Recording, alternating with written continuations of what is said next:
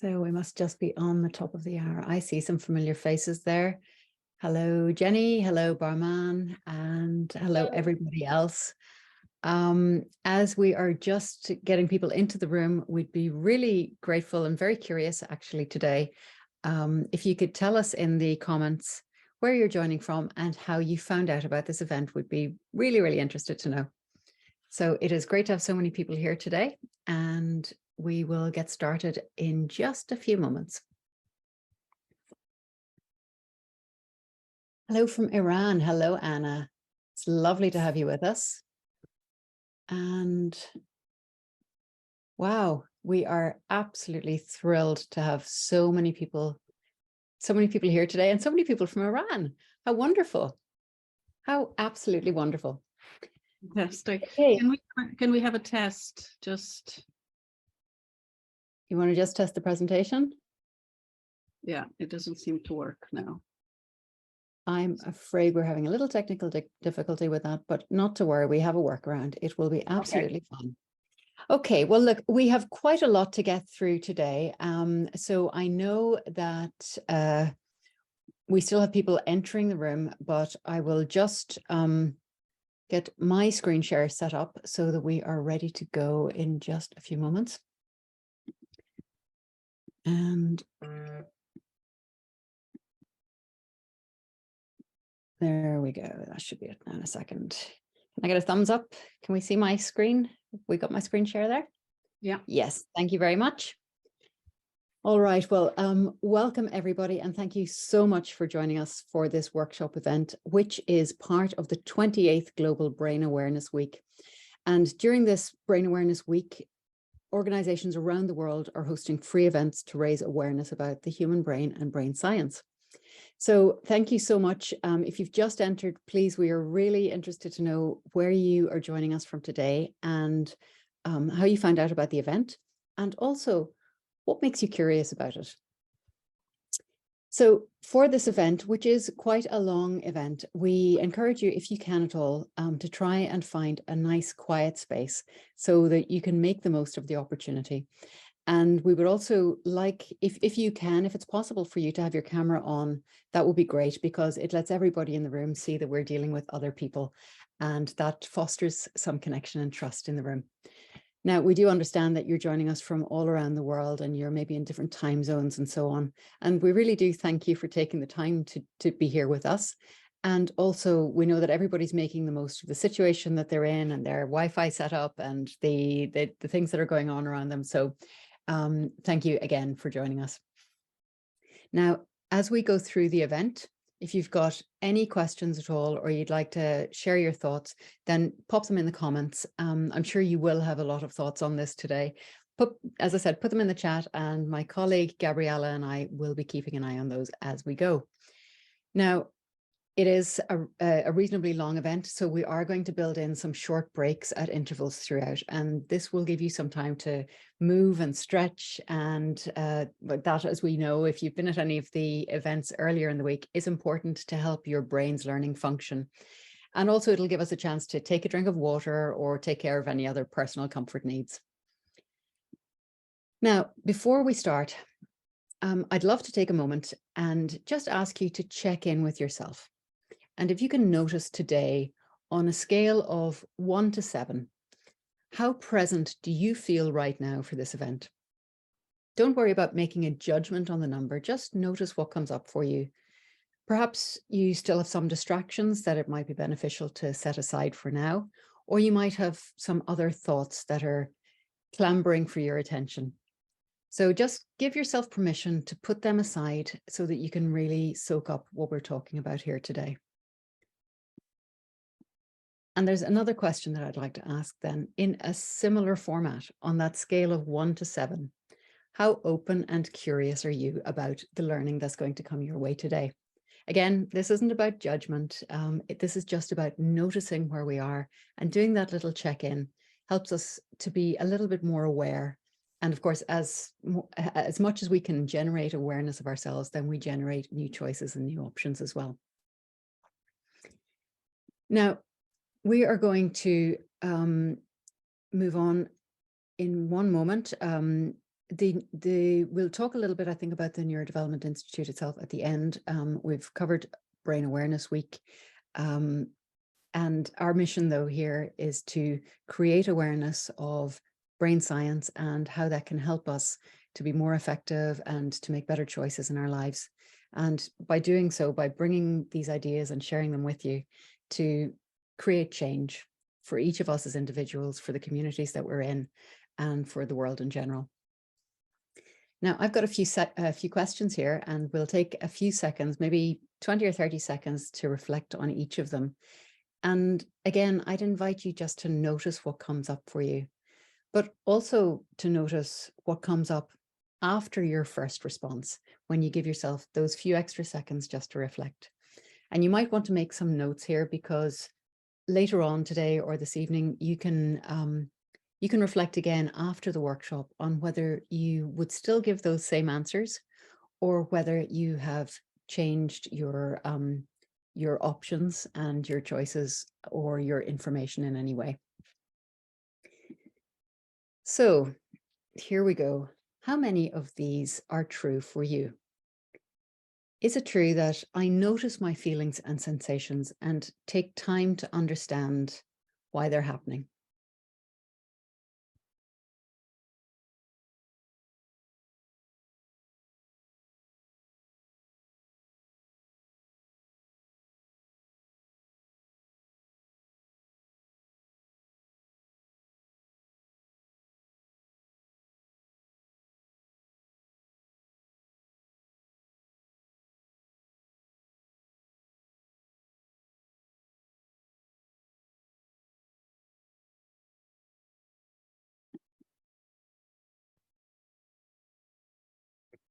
Is it true that I observe others fully to learn how they're feeling, to try and ascertain how they're feeling?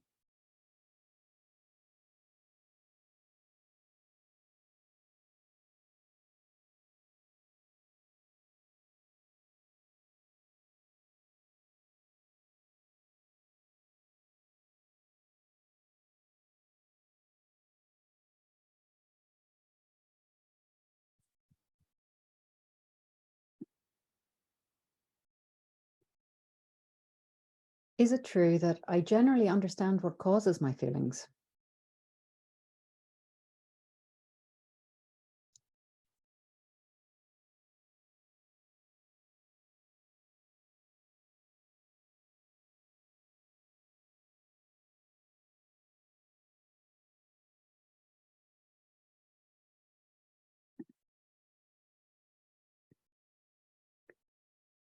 Is it true that I have a wide and specific vocabulary for talking about my feelings? Lots of different words for describing feelings.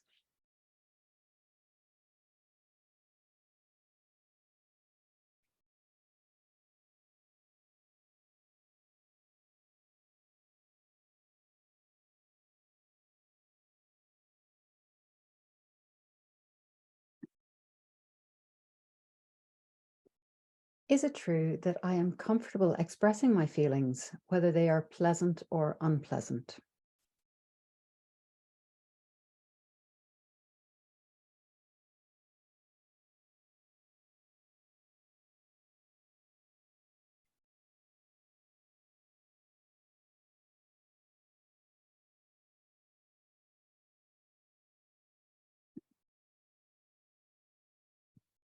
And finally, is it true that I have effective strategies for navigating my feelings successfully?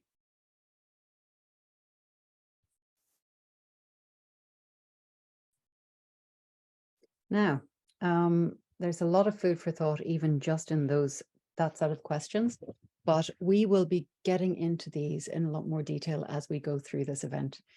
So I will now hand over to my wonderful colleague, Gabriella Benko, who will take us through the first part of this, where we will start to investigate all of this in more depth. Gabriella. Thank you. So I would like to start a little bit with the classical Western view of emotions, a little bit of history, and this is up to almost our days. So in the past, we were encouraged to think that our emotions were elemental forces, and they emerged from us fully formed. And there was also a consensus that you may try to control your emotions, but you simply can't. And they are more or less like instincts, and we don't really have a choice. They arise and they are beyond our control. And also when we think, we thought that when we look at somebody, then we can understand their feelings. Smile meant happiness, frown meant anger. And for example, sadness was, for example, lips pulled down. Next one. The next one, thank you. Actually, we are wrong because emotions are not built in, but they are built. Emotions are constructed by us, by our brains and by our experiences, cultures, specific to the situation. And each emotion can be expressed in many, many different ways. If I want to just give some references in short, because someone smiles, it doesn't mean that she is necessarily happy. Happiness can be expressed in many, many different ways on the other hand. So I'll give you an example. My dad, when he was a little boy, and he was caught doing something wrong, and the teachers wanted him to apologize. And instead of apology, my dad smiled. The teacher understood as his smile was disrespectful and naughty, but actually what happened, there was a little boy who was very nervous, and this was his way dealing with his nervousness. And this is why when I was a little girl and I smiled nervously, he didn't punish me. So this is a beautiful story, what he told me. And I also refer to happiness can be expressed in many different ways. So for example, we can smile, or we can have a neutral face because we are looking at a beautiful scenery and feeling that emotion, creating that when we see a beautiful sunset. Or we can cry because we are touched. So now what we are going to do is to talk about the process, how emotions are created. And I will refer to the science of emotions based on neuroscientists' latest findings. One of these neuroscientists that I refer to is Lisa Feldman Barrett. We did a little bit of reverse engineering with Deirdre, and as a result now, we are going to slow down the process of emotion creation and walk you through the steps. Next slide, please. So our general perception is that our brain is for thinking. But actually, the most important function of the brain is to keep us alive, to help us survive. It continuously classifies the world around us into things that either will hurt us or will help us to stay alive. So whenever we talk or whenever we create an emotion, when we think, it is part of the mission to survive.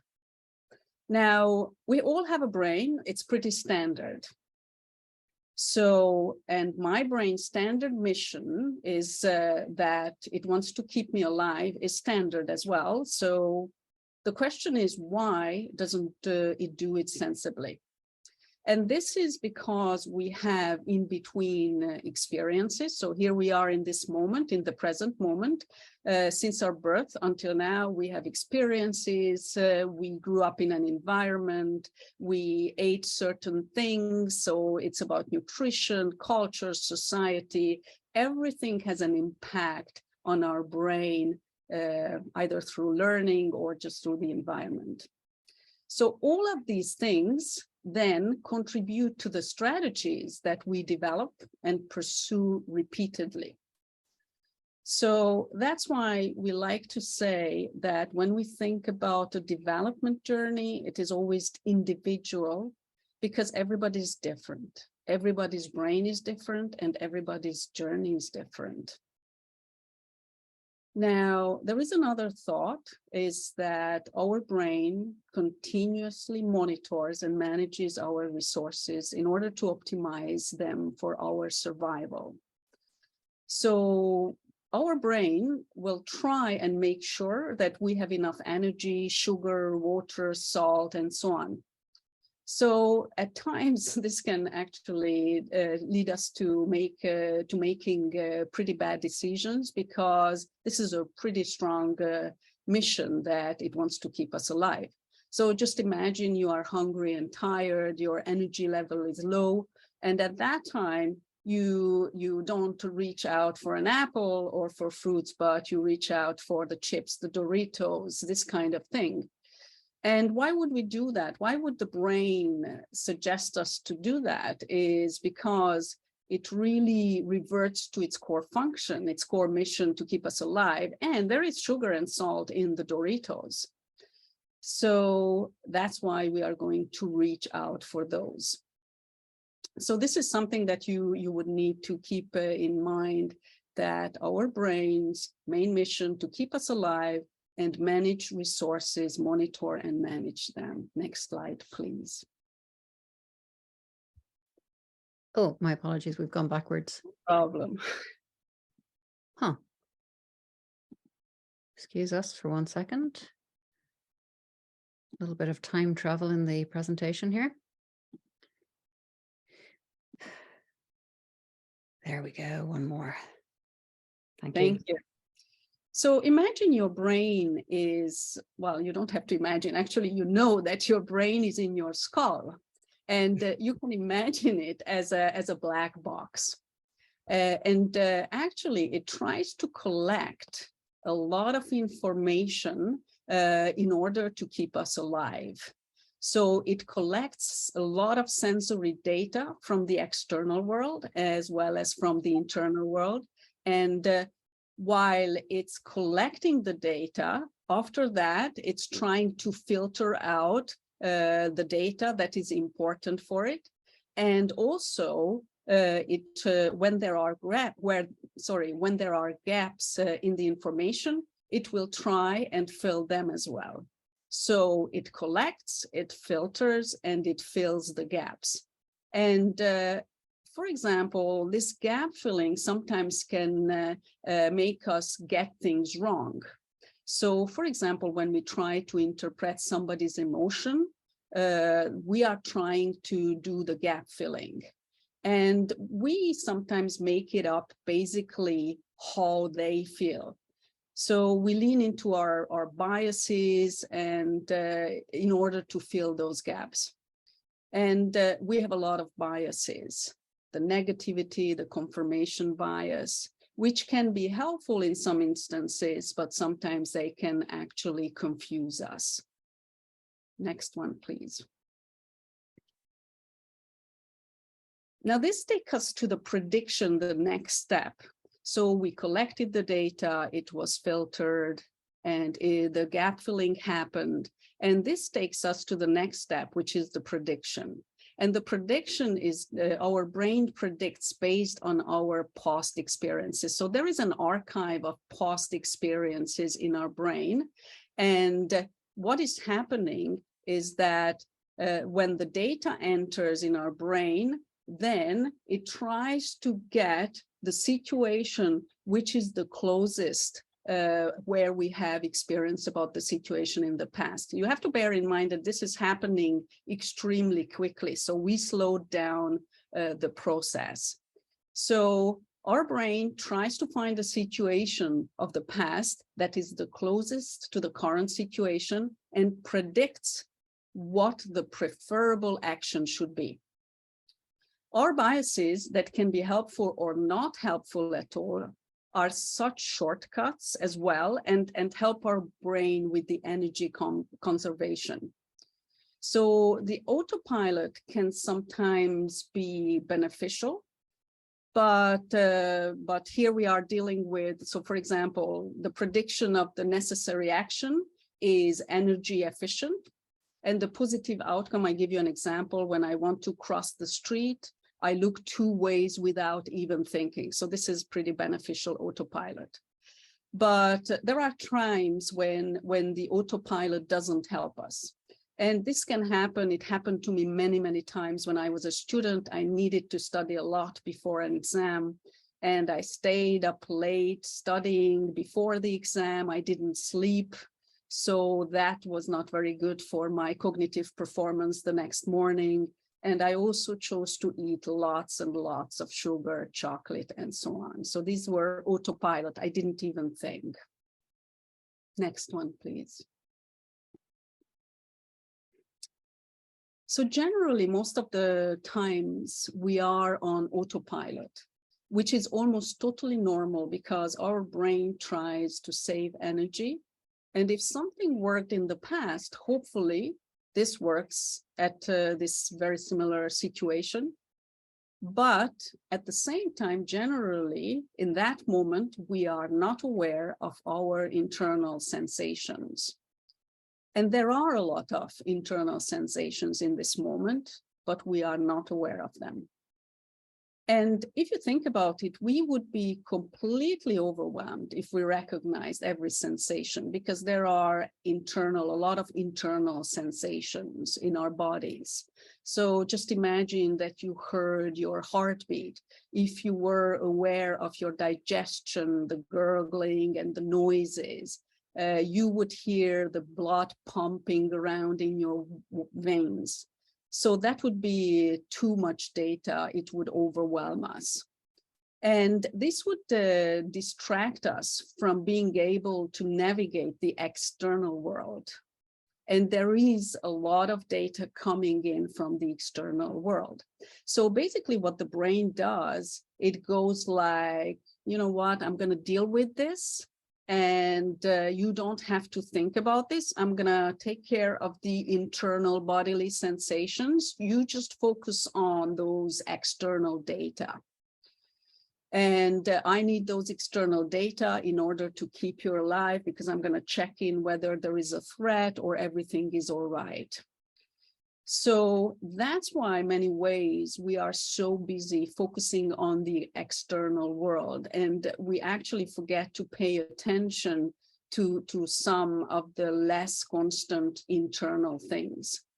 So, and because of this, we don't always notice the newer sensations and the sensations that are relating to the current situation that we are facing. And we don't hear these signals that our body give us. So today we are trying to pay some attention to these bodily sensations. And this is what I'm going to invite you to do now. Next slide, please. Is that you take about 60 seconds to think about what sensations do you notice when you experience an emotion? And I'll look at the watch and I let you know when the 60 seconds are over.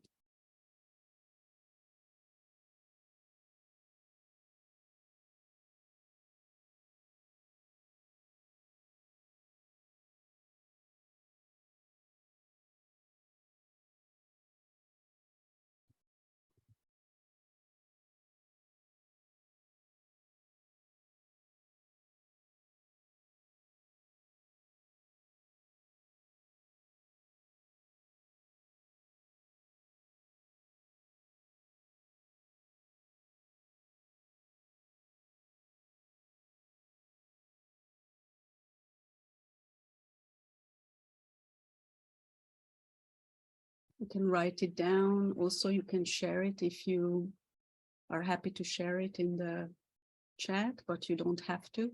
It's optional.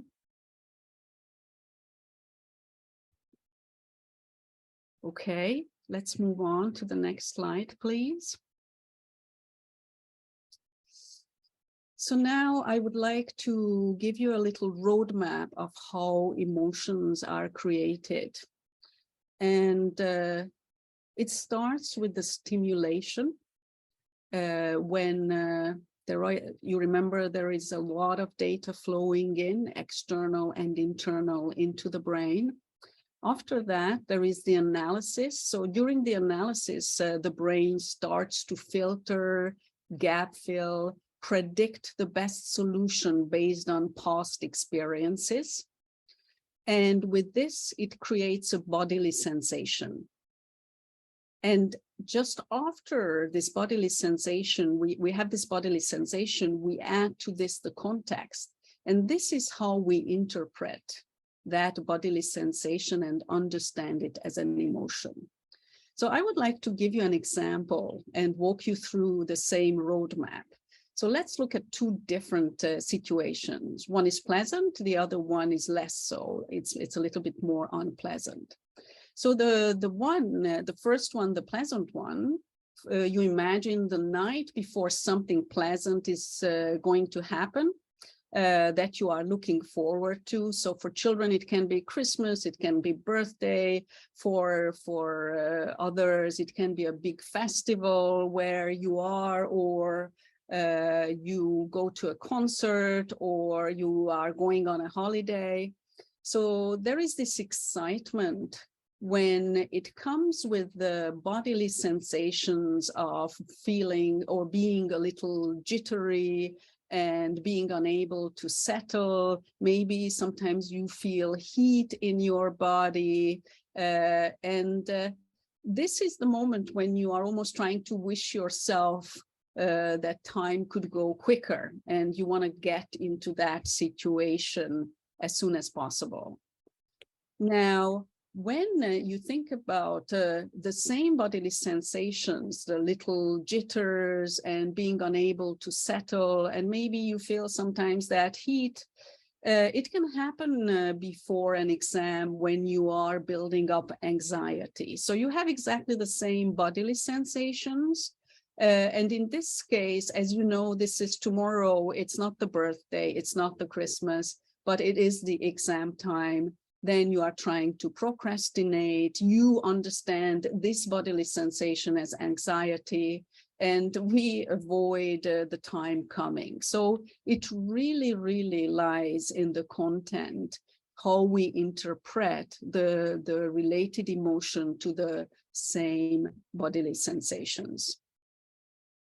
Next slide, please.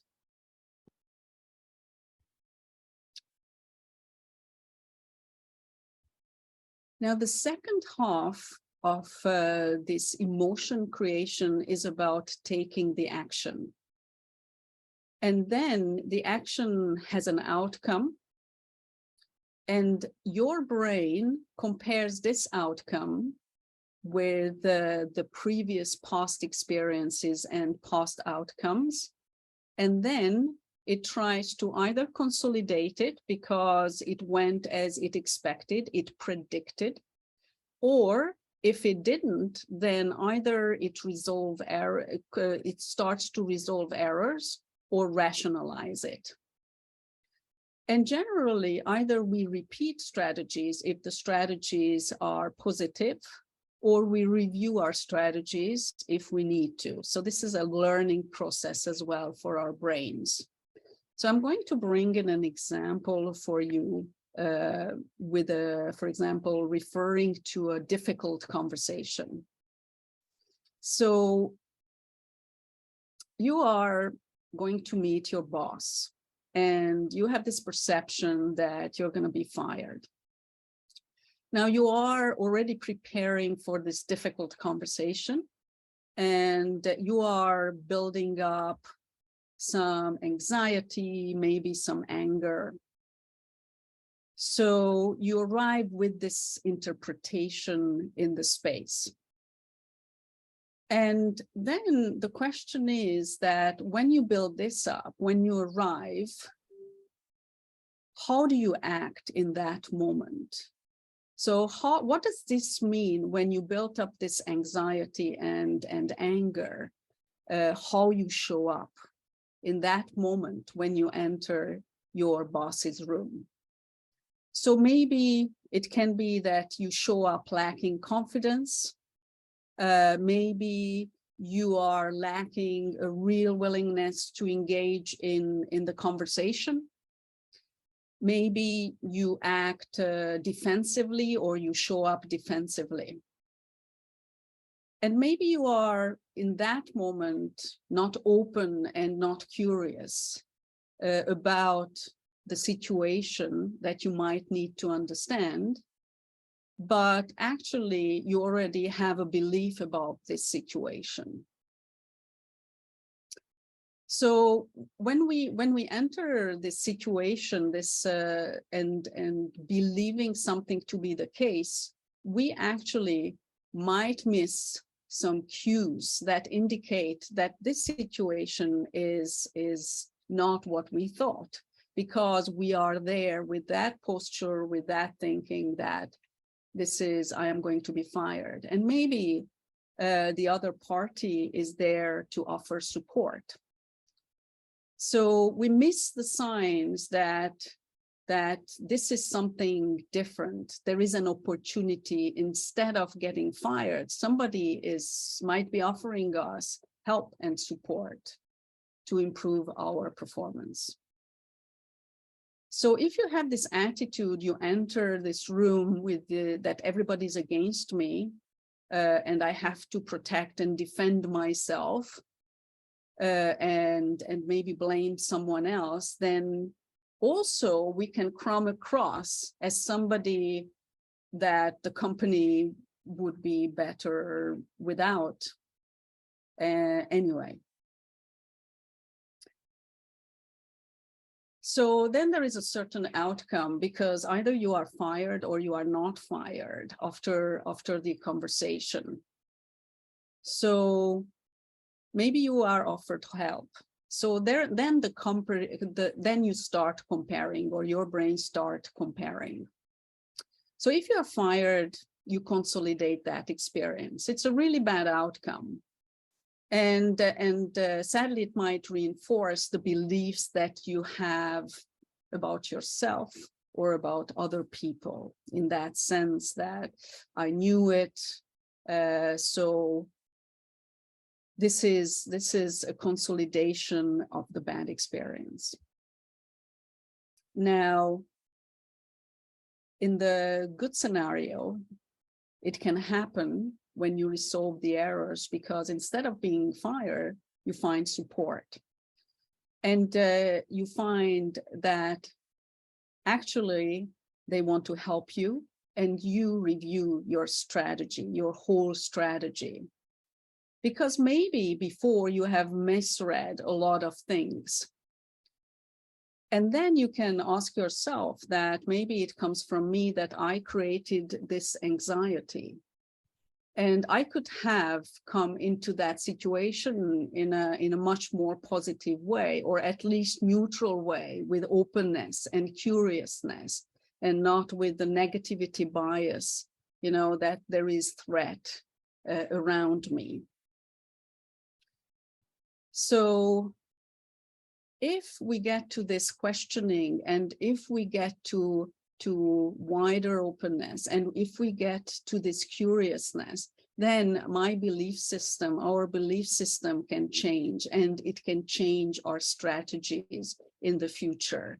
Because I become more believing in people, I will more believe in myself, and I will be more positive about difficult conversations. And I would like to share with you one quote, one lovely phrase that Deirdre shared with me recently from Alyssa Cohn, who is a coach. The work is in you. For a lot of us, we think that external situations should change in order to match our emotions. And rather than looking internally, and this is it, that it is really great when we can choose this way, that we look internally and we work in us in order to do the work, the hard work of reviewing the strategy, in order to create new and better strategies for us. Now, if I go back to the resolving errors and rationalizing, I would touch on the rationalizing a little bit. So it can happen that I can think I have been offered this support, and I've been offered this training because they want to develop me. And this is the big question. Is this because I'm valued? So you can ask, can I accept this, that I am valued? And this is going inward. Do I believe that I am valued by others, by the company? Do I believe in my own value? Or am I going to rationalize when they don't fire me and they want to keep me? And I stick to my negativity bias and I just say, oh, well, you know what, they don't, they want to keep me for another 6 months because I'm working on a very important project and it is difficult to hire someone and replace me. Or, for example, it's pretty expensive to hire someone. The cost of hiring is very expensive. So which one am I choosing? Am I choosing the belief in my own value, or am I kind of leaning to this negativity bias when I'm not fired, but I'm offered training, I'm offered support?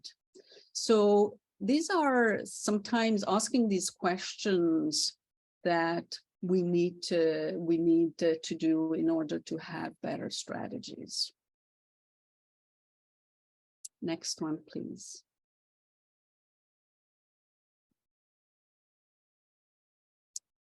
So I would like to share a final thought after this very short journey. Emotions that seem to happen to you are made by you. And I leave you with this. And now I'm going to hand over to Deirdre, who will speak about the Rosenberg reset, and we'll do together a thought experiment. Over to you, Deirdre. Thanks so much, Gabriella.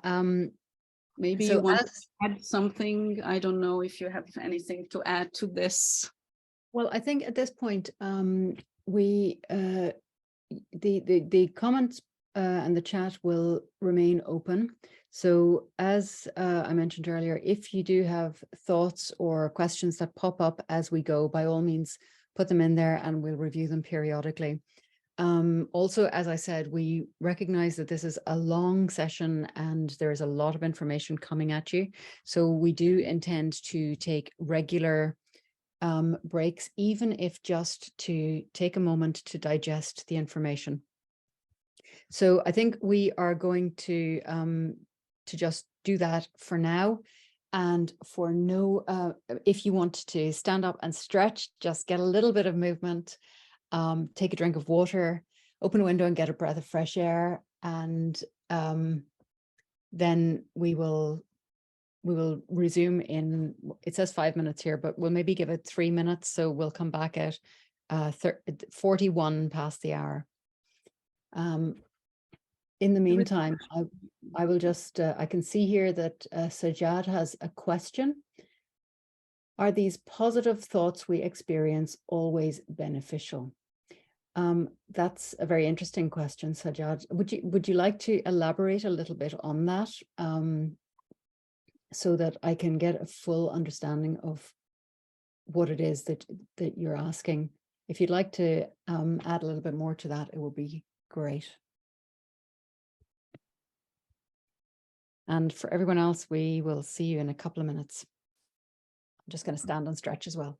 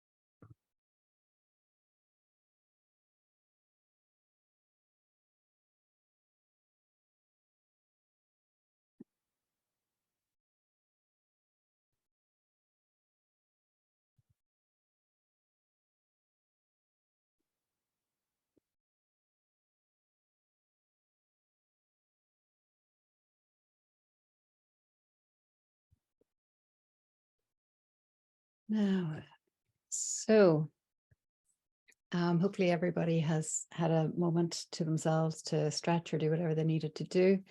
And this segment of the session is we're talking about the work of a few different scientists and researchers here today. The piece of the presentation that Gabriella worked through drew a lot on the work of a scientist called Lisa Feldman Barrett. And in this one, we'll refer to some work by Dr. Joan Rosenberg. Now, Gabriella and I, we both work in the field of applied neuroscience, which means that we look at the work of scientists and researchers, and we try to make it accessible and practical for people to use in their day-to-day lives.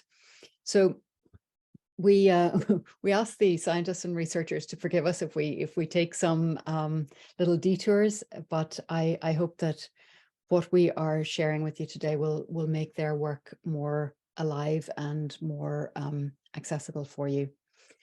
So this question, how can we navigate unpleasant feelings? Because we all have them, and they can really get into our heads. They can get into our ways of working through things and dealing with things. They can make us feel stuck. They can make us withdraw from attempting to be the best version of ourselves. So how can we navigate them? Now, Dr. Rosenberg, that I mentioned just a minute ago, she proposes a formula, and she's written a book called 90 Seconds to a Life You Love. And that contains some amazing insights and exercises. But, you know, when you read that idea that we can work through these unpleasant feelings in 90 seconds, I kind of feel like, you know, we ought to have a little bit of a warning around that. So the formula that she proposes is that we have one choice, and there are 8 unpleasant feelings that we talk about, and in 90 seconds we can work through them. That I'm paraphrasing very much the idea, but we'll talk a bit more about it soon. So Dr. Rosenberg tells us that we can work through our unpleasant feelings in 90 seconds, and that this will help us to develop more confidence. Now, yeah, I'm not going to argue with Dr. Rosenberg.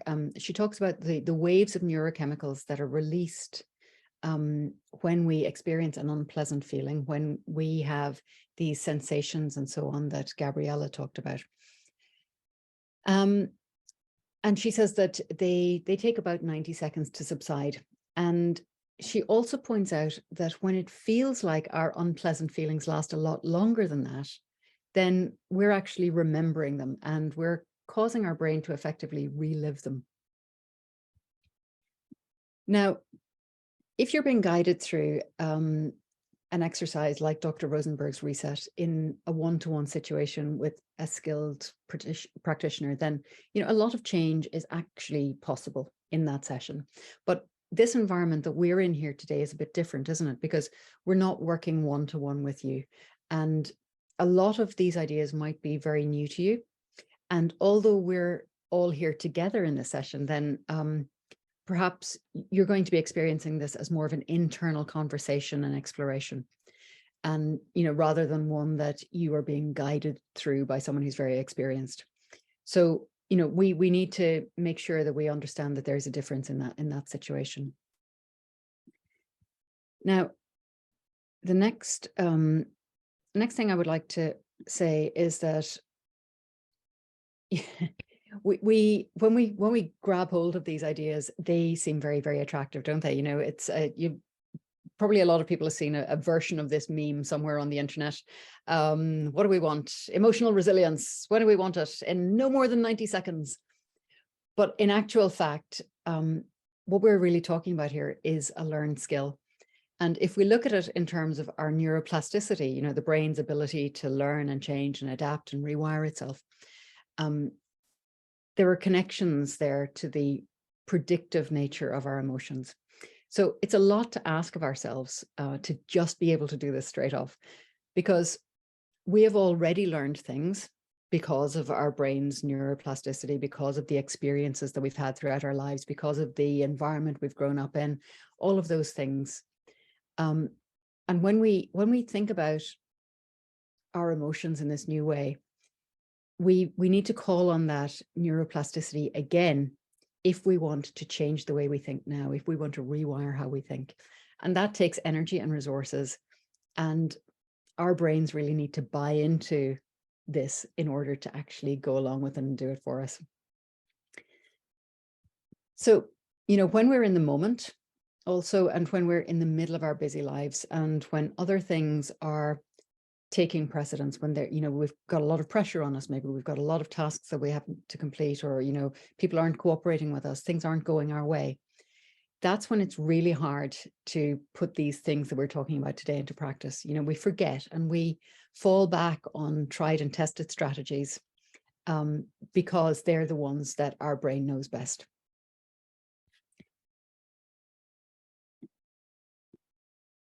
So, we tend to think of, we hope that a learning journey will be straightforward and it will be fairly linear, and we will start doing something and then we'll just get better at it. We maybe hope that our learning journey will be easy flowing and all kinds of fun things will happen along the way. But, there are some days when it will feel like this, that our learning journey is not really going anywhere. So when we are starting with a skill set like this, we need to start with very basic steps.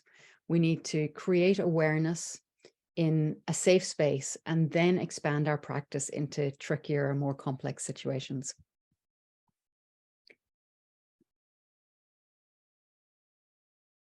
So here's a little summary of that. We have already learned a lot of things in our lifetime. If you're 20 years old, you have learned 20 years worth of things. If you're 40 years old, you have reinforced it for two lifetimes almost. And then we have to recognize that something that we have spent 40 years learning how to do will maybe take a little bit longer than 90 seconds or 90 days even to change our perspective and our way of doing. But the good thing, of course, is that we do have neuroplasticity, and that is something that we've got as right throughout our lives. We can learn and change and adapt. And yeah, it is, as we discussed yesterday, it is very, very hopeful to have neuroplasticity on our side.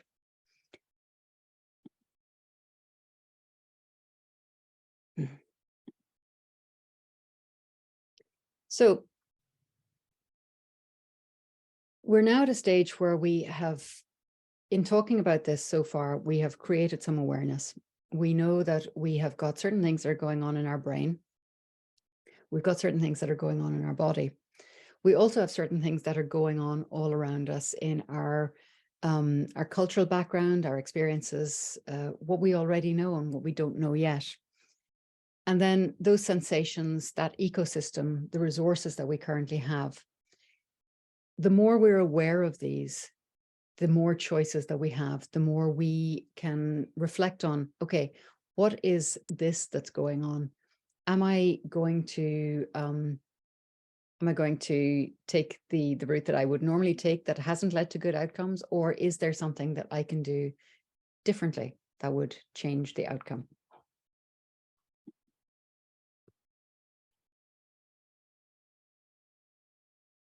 Now, Dr. Rosenberg, as previously mentioned, talks about 8 unpleasant feelings. And she lists those as sadness, shame, helplessness, anger, embarrassment, disappointment, frustration, and vulnerability. Now, most of us will have felt these at some point in our lives, and it would probably be unlikely in a group like this that, in any group really, that there is someone who hasn't felt at least one of these feelings. And it's probably even unlikely that there's someone who has felt or who hasn't felt any one of them at some point in their lives.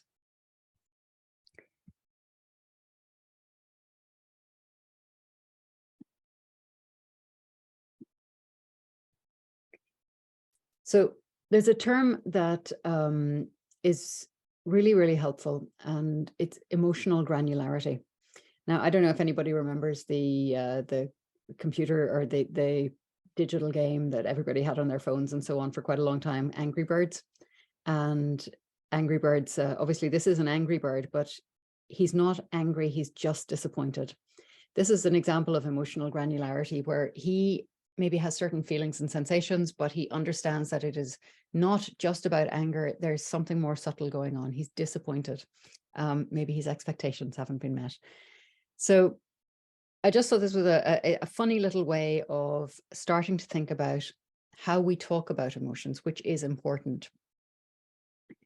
We have a very basic scale sometimes for emotions, and we refer to mad, sad, bad, and glad.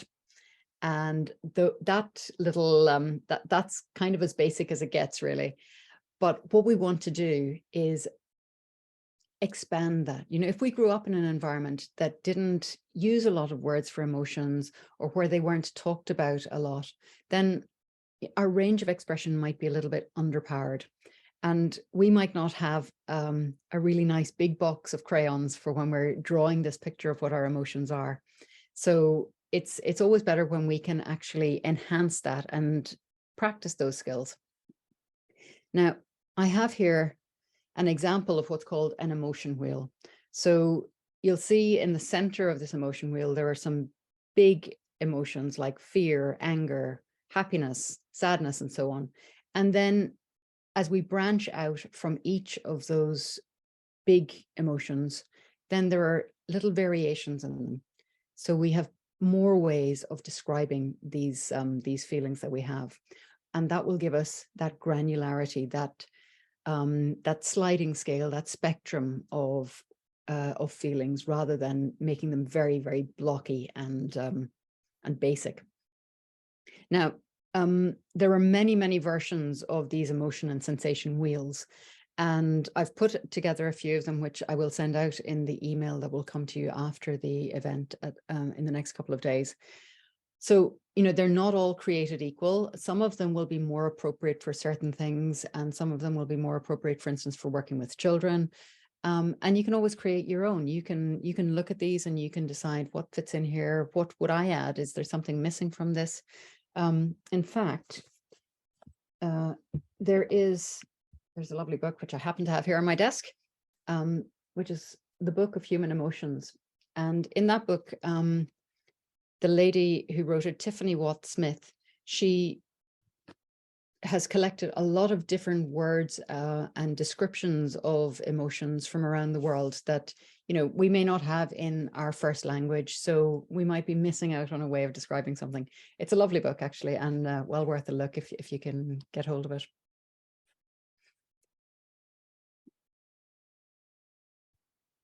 So the next question I want to ask you then is, of these 8 feelings that Dr. Rosenberg lists, how many were you encouraged to experience fully as you were growing up? And this is a very interesting question, because, a lot of the time, I certainly remember when I was growing up, if you felt sad, somebody who meant very well and didn't want you to feel sad would say, "Oh, don't be sad." So we didn't really get time to practice what it was like to be sad, or to have somebody help us through that and understand what it was and let us process those emotions properly. So we learned to suppress some of these. Other ones like, oh, don't be angry, don't be annoyed, don't be disappointed, don't get frustrated.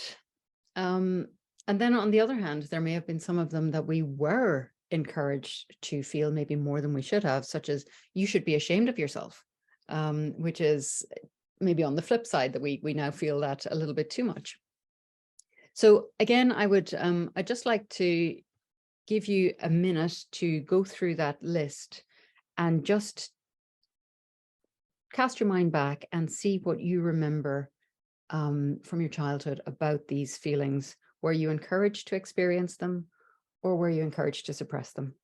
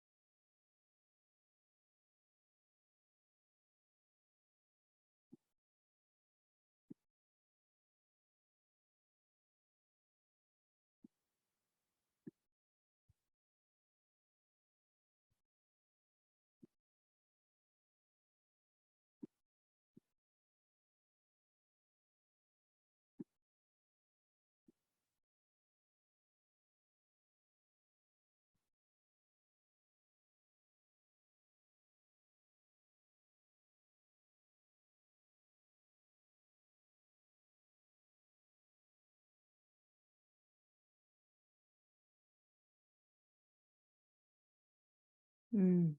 1 minute.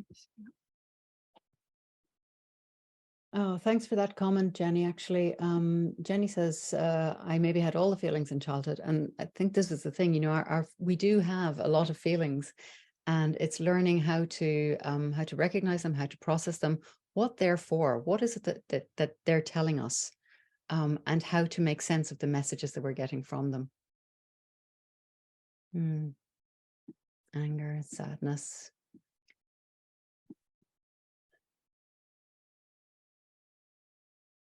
Oh, that's wonderful. Ines says, I remember sharing sadness with my mother and her telling me, well, if you feel sad, you can cry, it's fine. And I really like to be able to express my feelings at that moment. That's beautiful. That's lovely, Ines. And I wonder if that has helped you to learn how to deal with your feelings as an adult as well. Thank you for sharing that.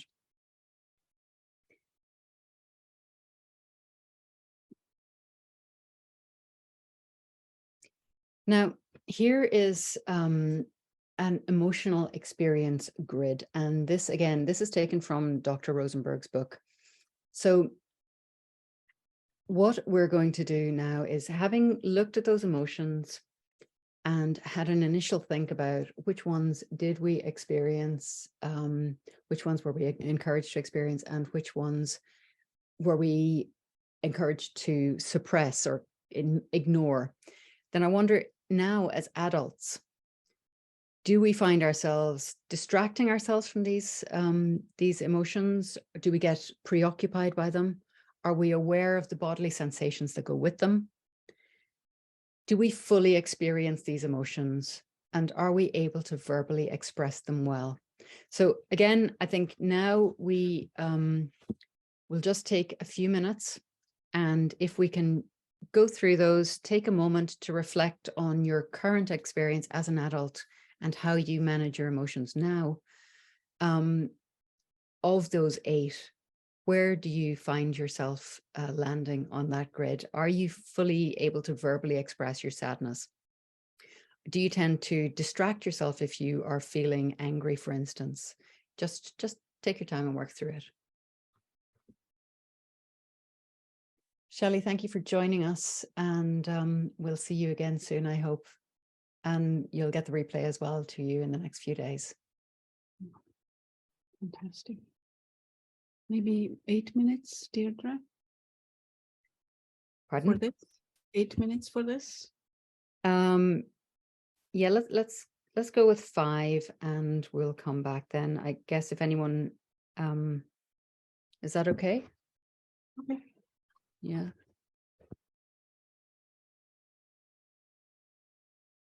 If anyone needs more time, just let us know.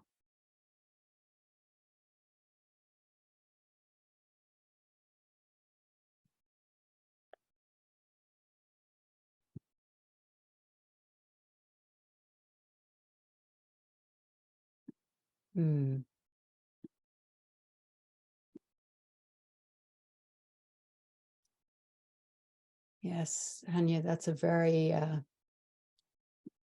very poignant comment that you've made there. You might have suppressed helplessness as a teenager. I think it's a very interesting insight. As we're at that stage where we're transitioning from children to adults, you know, we do sometimes want to be as grown up as we can, and at the same time, we're not always ready for the things that we need to do.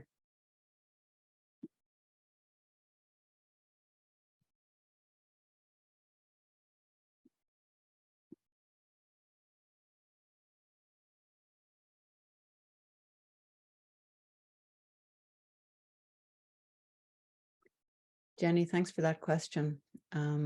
Jenny mentions, when we talked about autopilot, I'm curious how we could make our brain to keep more positive memories and filter out or avoid bad memories or bad feelings. So make the brain have more positive feeling rather than bad ones. Maybe we would answer that after the 5 minutes. Yes, absolutely.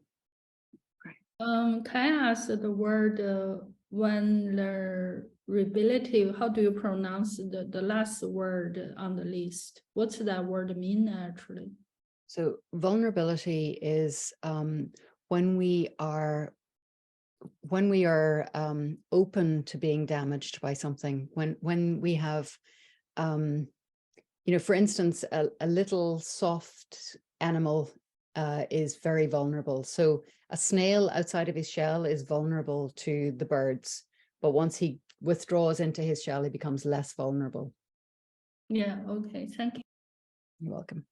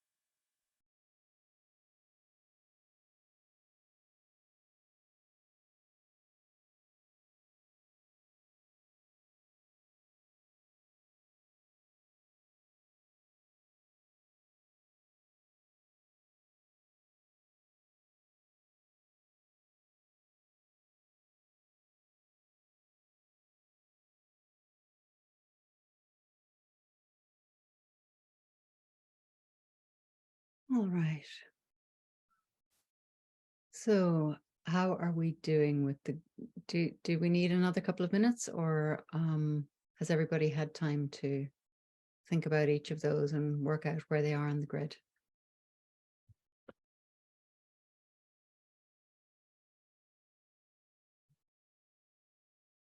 The comment from Sadaf. I think after 38 years, I'm still trying to dismiss sadness and find a quick way to get over it without being able to experience it. Yeah. We're trying to protect ourselves, aren't we? We're trying to protect ourselves from the difficult feelings. And this is one of the strategies that the brain uses, because it is trying to keep us safe. And I don't know if you were at our session the other day where we talked about the be safe and certain model, Sajad, but we have sorry, Sadaf, my apologies, my glasses, I can't see that far. We do want to try and avoid these unpleasant feelings because they feel like pain, they feel like danger. And it really does take conscious effort to recognize that, sadness is unpleasant and it makes us feel bad, but it's different from being in physical danger. So that's what we're about to practice, a little bit of that, which is a toolkit then for being able to address things as we go through life. Would you like to add anything, Gabriella? Yeah, what came up for me, because what I feel after, well, everybody get into a situation when you're sad, and what I felt when I was sad, that it takes a lot of energy. So it's really energy draining. So maybe this is also, it's difficult to stay in sadness when you choose that. For example, loss of a beloved one, and to stay in that sadness for a while, it takes a lot of energy. And Yeah, that is not safe for the brain, of course. exactly. If we think about it in terms of managing the resources, managing the energy and so on as well. So we can start to see that there's, I suppose, an underlying logic there, but it's maybe one that's not quite in tune with the way we live and we experience life every day. Mm. So we've got our grid now. So this is our first tool. And again, when you get an email after all this is done, there will be copies of these, or you'll be able to access this slide deck and so on as well if you need it. And let's see if we just move on to the next one now. Right. This is one of my favorite quotes. And this is where we again need to stop and reflect. And we're going to go through this session quite slowly, because if we rush through it, I think that we'll maybe undermine our opportunity to actually look at how we currently think and make some changes to that. So this quote: "When I let go of what I am, I become what I might be." Now, we can look at this in terms of the things that we've already learned, the things that we have brought with us from childhood, the things that we have absorbed from our culture and our society, the things that we have found reward in or found threat in as we've grown up. So the things that we have become or have come to believe about ourselves. This is what I am. And some of that is good, and some of that is really beneficial to us. And some of it is, in fact, holding us in a place that is actually not as good as it could be. So what is it that we might be if we open our way of thinking of these things? Are we open to doing things a different way? If that way is going to be better for us and for the people around us. When I let go of what I am, I become what I might be. And I think, we probably all have some ideas of things that we might let go of. And we probably also have some ideas about things that we might like to be more of. So I don't know if you want to take a moment to just reflect on that and see where you are in that.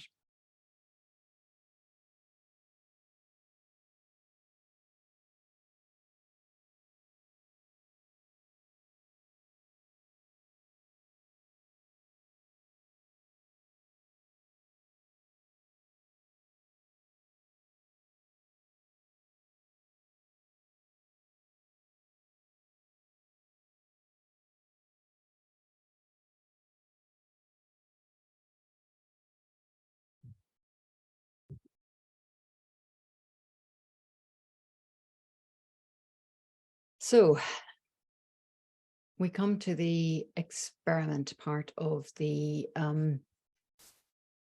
of today's session. And I call this an experiment. This is a thought experiment, and this is for each of us as individuals to work our way through and reflect on.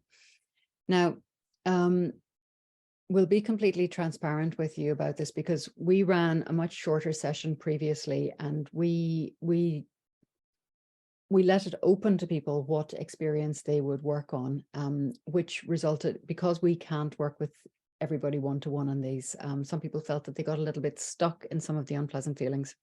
Now, we want to avoid that, obviously. So we're going to do this as a very guided experiment today. And then when you feel more confident of how it goes and how to use it, then by all means, develop your muscle for it in the weeks and months that come.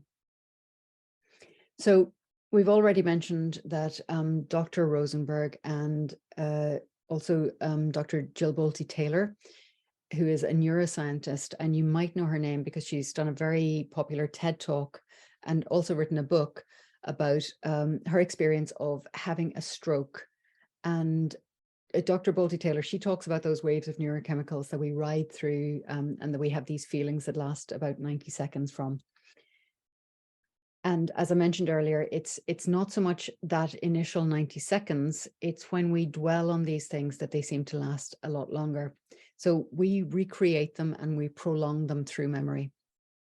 And this is one of, it's the ruminative aspect of our, what's known as the default mode network that comes into play there. And we're not really going to talk about that a lot today because I think it would really take us down another rabbit hole altogether. But suffice to say that the default mode network in your brain is called the default mode network because it's where our mind is by default when it's not actually actively doing something else. Now, when it is actively doing something, it flips into what's known as the task positive network. And the interesting thing about these two networks is that they don't often operate at the same time. So it's kind of like a sliding switch. If you're in default mode, you're in default mode. And if you switch over to task positive network, that suppresses the default mode. So we'll put a pin in those two and we'll come back to them at another time. So as we go into the experiment, we're going to take a manageable, unpleasant emotion. And I'll give you a prompt for which one. But what I need to stress here is that I'd like you to choose something that is not the very worst experience of this that you've ever had. I need you to choose it responsibly for the sake of the experiment, and choose one that we know is not still alive in you. All right, so it's not a version that's likely to leave you stuck. We're conducting this experiment remotely, as we know, we're all on Zoom. So we don't have the wherewithal to support you through a very big emotion in this event format. Now, the purpose of this experiment is to recognize the feelings, the physical feelings. In other words, the sensations that Gabriella was talking about earlier, those sensations that come with the emotion. We're trying to pinpoint them, notice them, describe them. And we're using our memories of that experience to identify them. Now we're going to look at how we experience this sensation or set of sensations in a few different ways. And we're going to repeat the experiment then with a different emotion. So the first emotion that I would like you to think of is, think of a time when you were embarrassed by something. Now we're talking maybe social embarrassment. You might have turned up to a party wearing the same thing as somebody else, or you might have, I don't know, walked into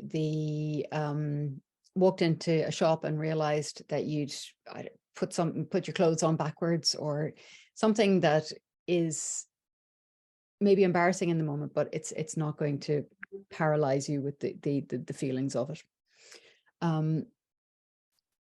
It might have been, if you're singing a song, your voice might have cracked at a bad moment, something like that. Actually, I'll tell you, one of the, a moment of embarrassment that I remember, and I remember this from a very long time ago. I was about 4 years old when this happened. And I was trying to make a point to a grown-up, and I was repeating almost word for word something that my mom had told me about myself, which made me very, very proud of myself. So I was trying to tell my neighbor this story, and she didn't listen to the end of my sentence, and she cut me off, and she corrected me without having listened to me fully, because I was only 4 and she was a busy grown-up and she had other things to do rather than to listen to me prattling on. Now, when that happened, when I was cut off like that, I was dismissed out of hand, and it really confused me. And it it left a whole, all that embarrassment came very, very quickly. And that sort of froze me in that moment. So I was left wondering, hang on, did I get this wrong? Am I stupid? Did I, what's going on here? Maybe I don't know what I think I know. So anyway, as I said, this is an awfully long time ago, but there are some learnings, and I'll talk a little bit about what I experienced physically in that moment in a while as well.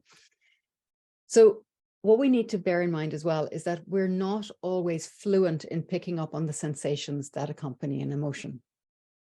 And because we've been so well trained in suppressing them many of the times, and also because we've got so much data coming in to us that we do have that internal suppression of things as well. We might try, we might not read them very well either. So for instance, we might try various strategies to combat these sensations. If we're getting a tension headache, we might think, okay, let's pop a paracetamol. Let's take something to deal with this pain, rather than working out, hang on a second, is this tension? What am I feeling tense about? How can I address that? Or if we're feeling anxious, if we're the sort of person who gets a very grumbly tummy when we're feeling anxious, then we might deal with that by eating something instead of by looking at that feeling and looking at that emotion. As I said, most of us have been trained not to feel these things. So, don't be too hard on yourself if you find this tricky. It is tricky. And also don't be too judgmental about what comes up. So if everybody is ready, let us take, let's take a few calming breaths to clear our mind, first of all. And then let's call to mind a situation where you felt embarrassed.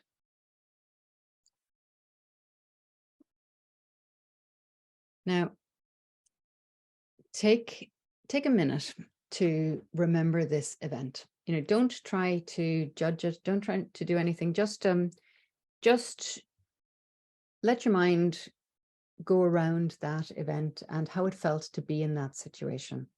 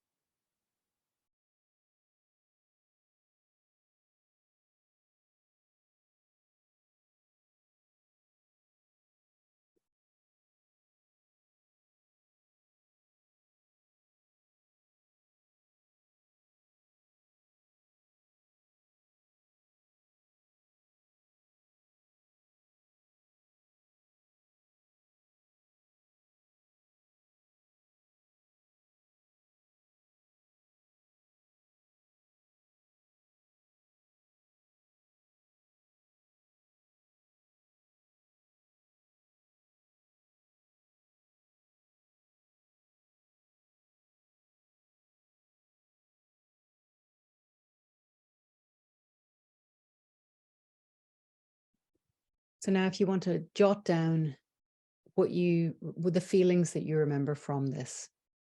And if anyone feels open to sharing them in the chat, that would also be wonderful. Thank you.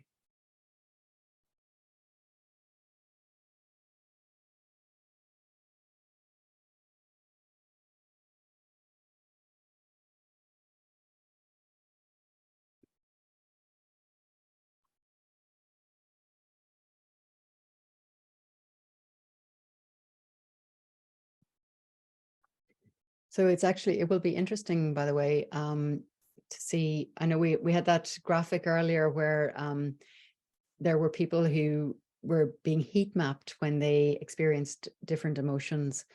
And it will be interesting, I think, as well, just within this group, to notice if the experience of embarrassment has things that are common sensations, and also maybe there's something that's unique to you about the physical feelings that go with that unpleasant feeling of embarrassment.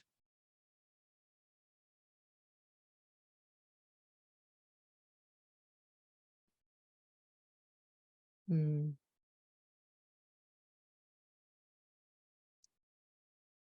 Yeah. So if I can just pick up on yours, Gabriella, because you've offered two different kinds of words here. You've offered so the idea of being hurt, having hurt feelings or embarrassment, those are kind of emotional terms. Those are the interpretation terms, aren't they? Yeah. Whereas the idea of the being empty-headed and feeling heat, those are very much in our bodies. And that's what we're trying to get to, is those ones that we feel in our bodies. So for me, for instance, that story that I told you about my neighbor when I was 4, what I remember in that instance is that I felt paralyzed. You know, my thinking stopped. I was frozen by this this correction. It was like a total surprise, a bit of a shock that somebody would sort of be that cross with me when I was so happy and delighted with things. And then the cheeks burned and I got very, very quiet. So because what was happening there for me, as I look back on it now, how was my brain trying to keep me safe in that instance? How was my brain trying to keep me from getting more given out to? It was telling me to be quiet. It was telling me to withdraw. So that was the purpose that my embarrassment was serving in that.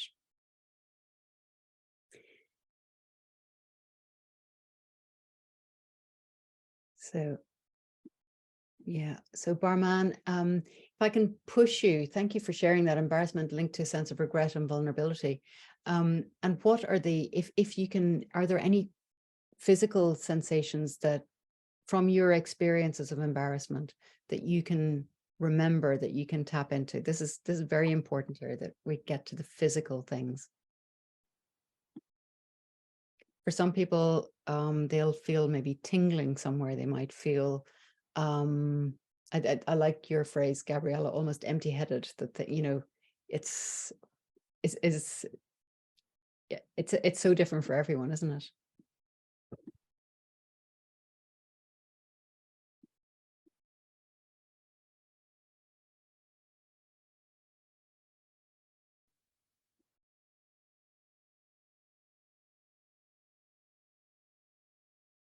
Ah, yeah. Thanks, Hadaf. You can really connect with the empty-headed and the sweating on the palm of the hands. Yeah, and that causes, oh, I know. Isn't that one where you're in that situation and you have to shake hands with somebody maybe, or you know, you're trying to pick something up or whatever it is, and if your hands are feeling very sweaty, it's not pleasant. I hear you.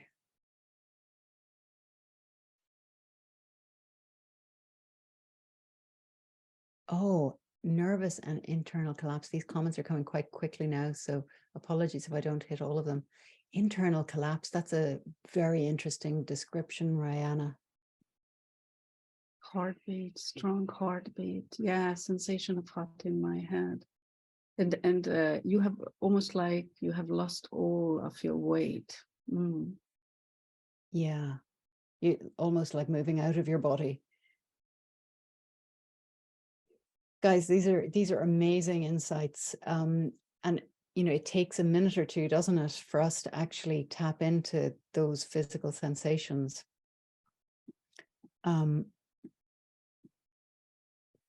So notice as you remember these, all of these sensations. Things might come back to you later on today, tomorrow, next week, because all of these ideas are now in your head, and you will be able to unlock certain things as well. And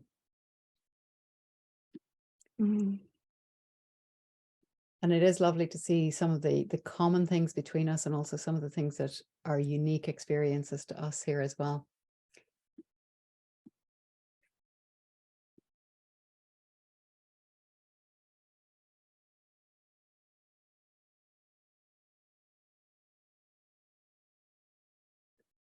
Wow. Yeah. What a great description, Seville. Thank you. Most of the time when I get embarrassed, I feel burning in my lungs, which would come through my neck and make me feel burning in my head. Very detailed, very, very detailed. Thank you.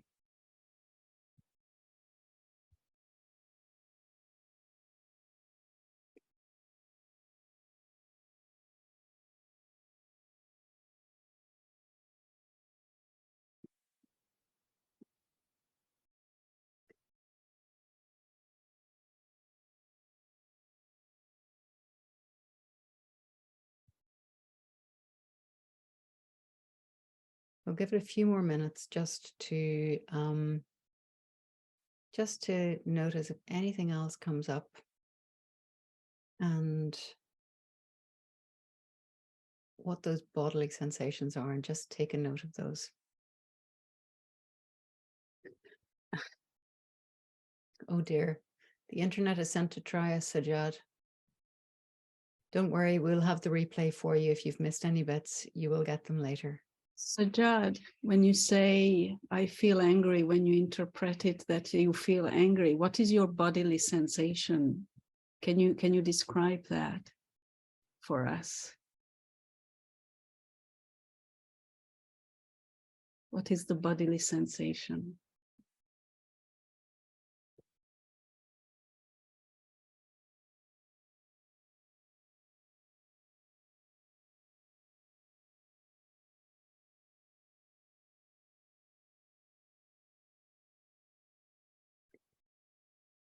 Now, having done that, having looked at this situation as though we were in it, what I would like you to do now is to change where you're looking at it from. Let's move somewhere else. So let's look at this again and let's observe it. So let's pretend that we are looking at the same situation on the stage in a theater. We're looking at a play. So in this instance, you're not just looking at yourself, you're not just noticing yourself, you're noticing everybody else as well. So when you experience this as an observer, you're sitting up in the balcony looking down at this, notice, are you still experiencing those physical sensations that you felt in the last step of this experiment? And if so, are they as strong as they were? So let's start with that. Let's take a moment to set this up in our heads and notice the participants in this exchange. Just see them all out there. And let's just watch what is playing out here.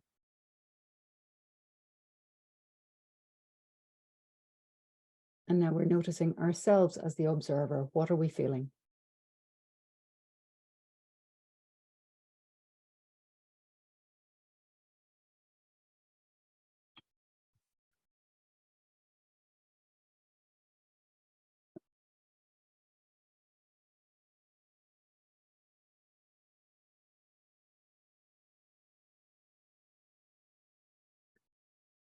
Oh.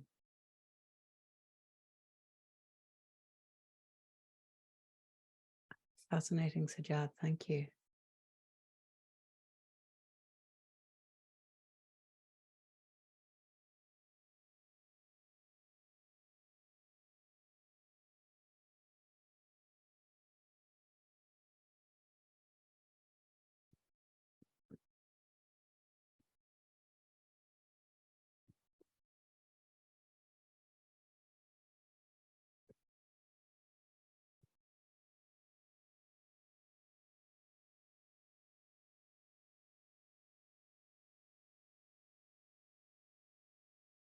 If at any point anyone wants any clarification, please just jump into the comments and ask.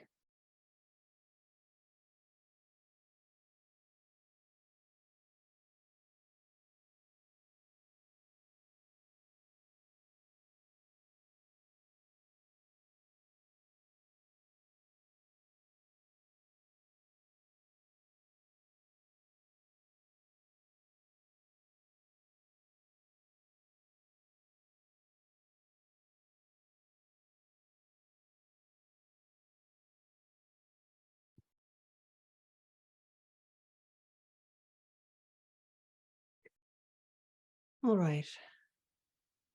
So how are you doing as an observer? Can you let us know if you are feeling the same way as the observer, or if the feelings are different? And if so, how they're different, those physical sensations, what's going on for you as the observer? We have some comments coming in.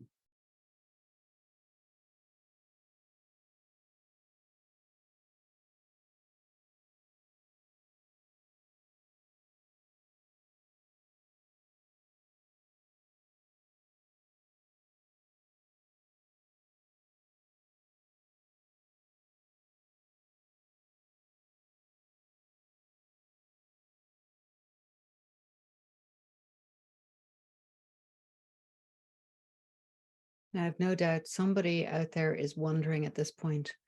So, Deirdre, what's the difference between being an observer and suppressing your emotions? It's a fair question, isn't it? So we're using this to practice. We're using this as a training exercise, really.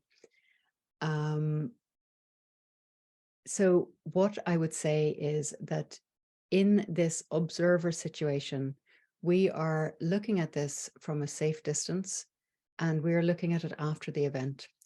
So what we're trying to do is get to a stage where we have enough practice managing these emotions that, you know, we can move that a little bit closer to the event as we go.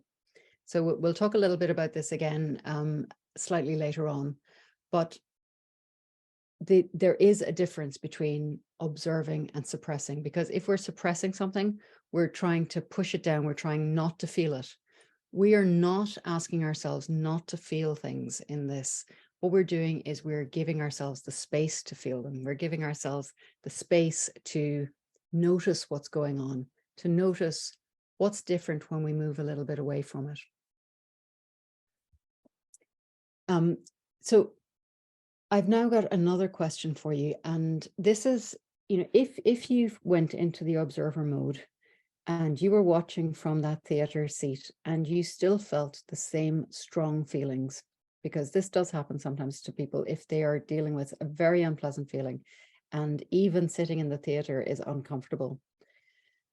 Ask yourself, how far away would you need to get before you would feel comfortable looking at this emotion as an observer? Would it be okay to stand, I don't know, outside the building and look in? Would it be okay to look down on it from a helicopter? Would you need to go to another planet? Again, we will have different answers based on the situation and the strength of the feelings that we're having. But it's, you know, we can look at something from a little bit further away and move closer to it with time.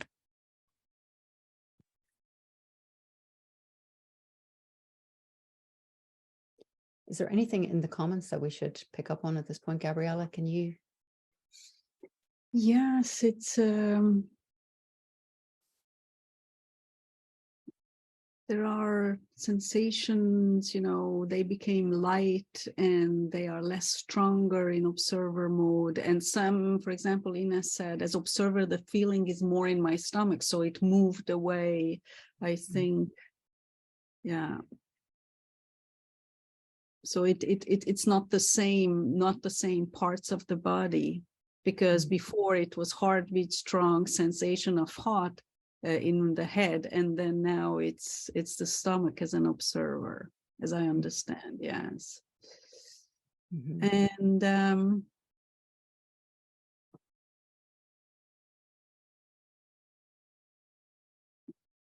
mainly different. I'm not the one who is under pressure. Somebody just wanted, honey, I said, just wanted to leave the embarrassing situation and tell myself I'll handle it after the event.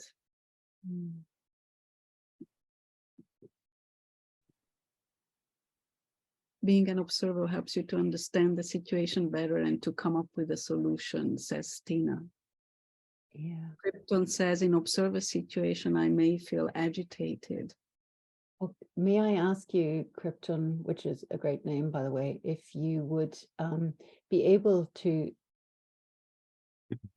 disassemble agitation? What does agitation feel like? Where do you, what feels agitated, and what are the physical sensations to go with that? I know I'm being very hard on everybody. I keep drawing you back to what's the physical sensation that goes with it, but it's very important to be able to do that. And show you, if I'm sorry if I don't pronounce it well, dramatically speaking, I'd rather not observe or experience anything again. And I suppose at this point, we have to ask ourselves if that is giving us the best opportunity to learn more about it, or, you know, if we just need to, again, put that little bit of distance between us and this unpleasant feeling so that we can interrogate it, so that we can disassemble it and find out what was happening. Again, we're being our own researchers here. We're being our own investigators and detectives and scientists. So that is, yeah, it's going to be a little bit different for everyone and a little bit different for every situation.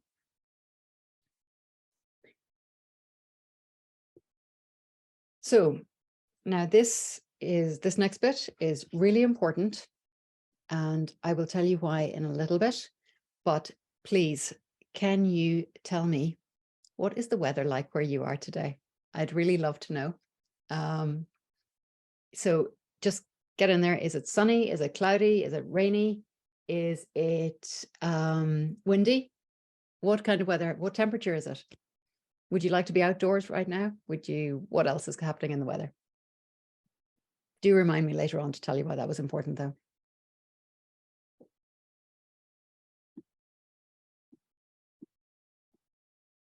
And if you don't tell me, it won't work.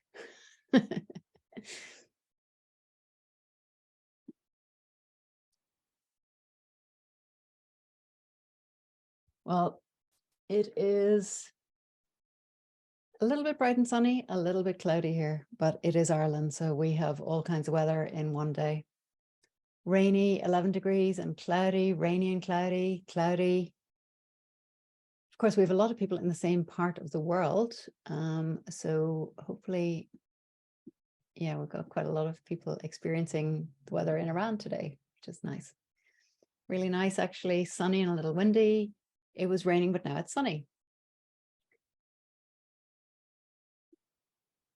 20 degrees and sunny, lovely. That's like holiday weather for us here. Yeah. Actually, do you know, I was a friend of mine is an architect, and he specializes in passive house. I don't know if anybody knows what passive house is. I thought it was a kind of music until he explained it's actually about houses that they're energy neutral. And he was at a big conference in Germany, and he was talking to someone who was building passive housing in Romania, where they tried to ensure that the internal temperature was 26 degrees all year round, because that's what people were comfortable with, wearing their shorts and t-shirts indoors if it was 26 degrees. But here in Ireland, they are aiming for between 18 and 20 degrees, because that's what people will wear their shorts and t-shirts at here. So it's a little bit different based on what you're used to, I guess. Okay, thank you everybody for your weather reports. I really appreciate that. And we're going to move on to part 2 of this experiment. Shall we have a short break? Oh, yes, of course. My apologies.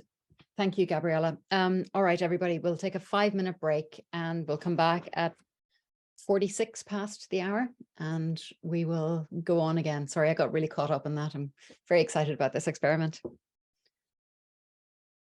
See you at 46.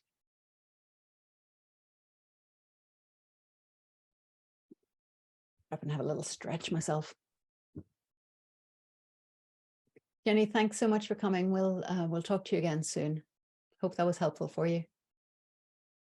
And also, Jenny, if you are going out into a meeting now, if you want to just, you can message me if you like, just so that I can make sure that you're not stuck in the embarrassment.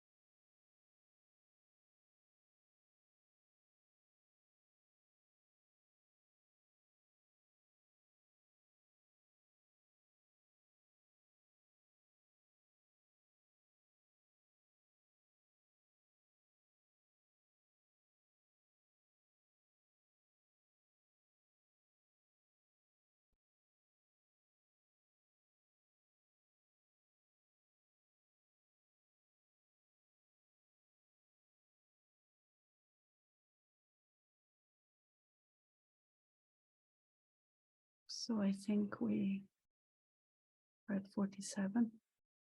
Mhm.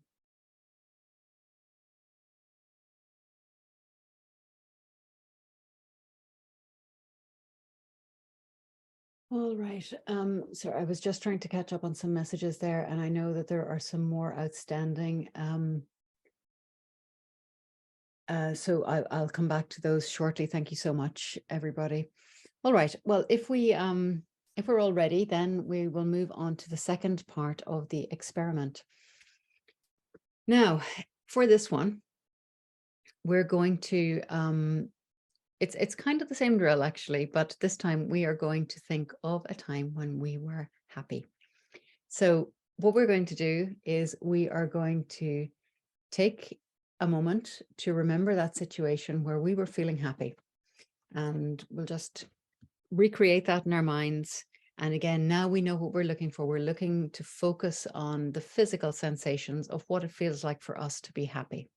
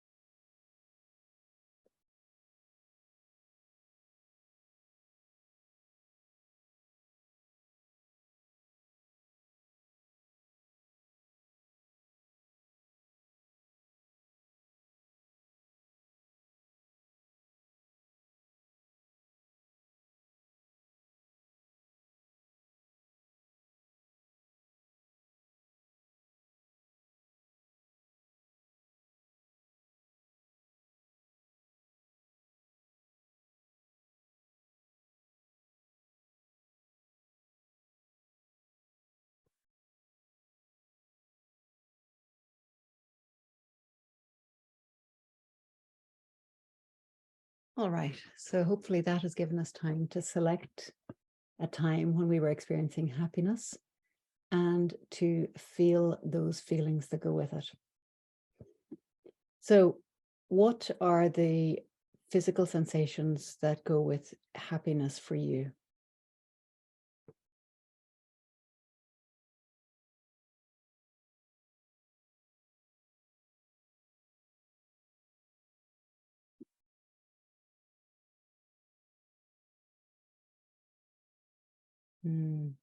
Butterflies in the stomach.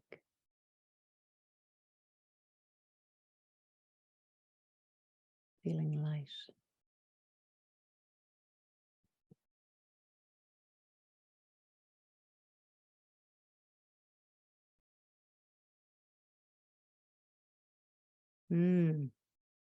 Nice, less muscle contraction.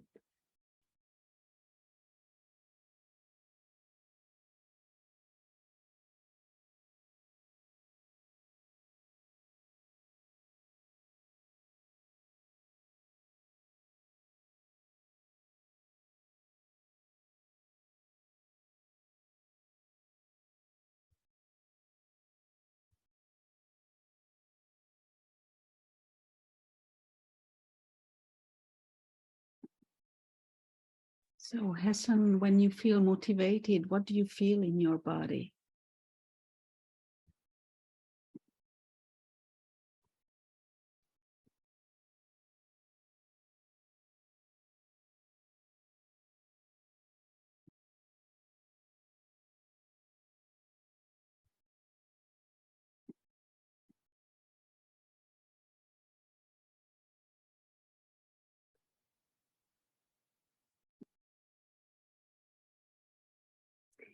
Well, very difficult to define.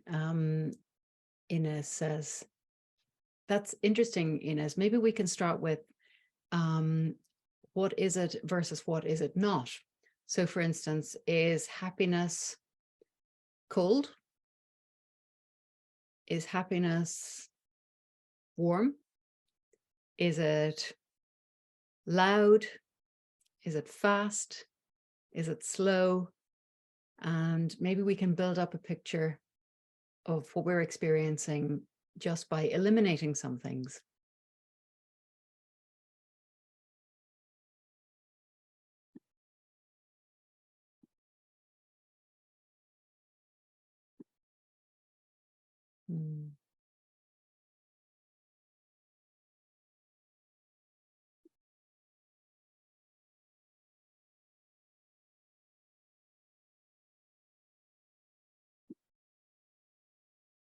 Warm and relaxed. That is lovely, lovely work there, Sajad. You've nailed those two. So again, we have the relaxation with the muscles, and somebody else mentioned that earlier. And quite a lot of people do experience warmth as part of their understanding of happiness. But Barman feels like it's a cool breeze. Isn't that fascinating? Like I'm able to fly. Wonderful. Oh, guys, thank you so much for sharing these really inspiring descriptions of how happiness feels. I mean, I think, how does it feel for you, Gabriella? Did you already put it in the comments? I didn't see. Yeah, it's pleasant warm, not hot, but it's pleasant warm, just right. And I'm just reading Saville Nick's, it's breezy like breathing in fresh air. It feels like running clear water under the skin. Beautiful. And yeah, feel for me as well, feels warm, calm, and sometimes it's so interesting because it's not always warm, but it's like a cool breeze, because if there is heat, it's a cool breeze. So yeah, goosebumps. Awesome. I think for me, it's like, we're not quite so closely tied to the ground. We're a little bit lighter. I think some people have mentioned lighter. We're a little bit above. We're not weighed down by things. Yeah, light. Wonderful. Now, there have been some questions in there that have been very, very interesting. But first of all, I'm going to ask you guys, now that we've called to mind happiness and how that feels, do we need to redo part 2 of the experiment where we move away to observer mode for happiness?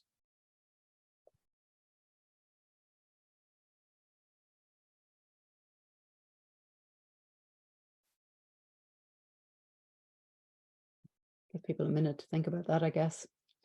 Is it a trick question? What's she trying to do?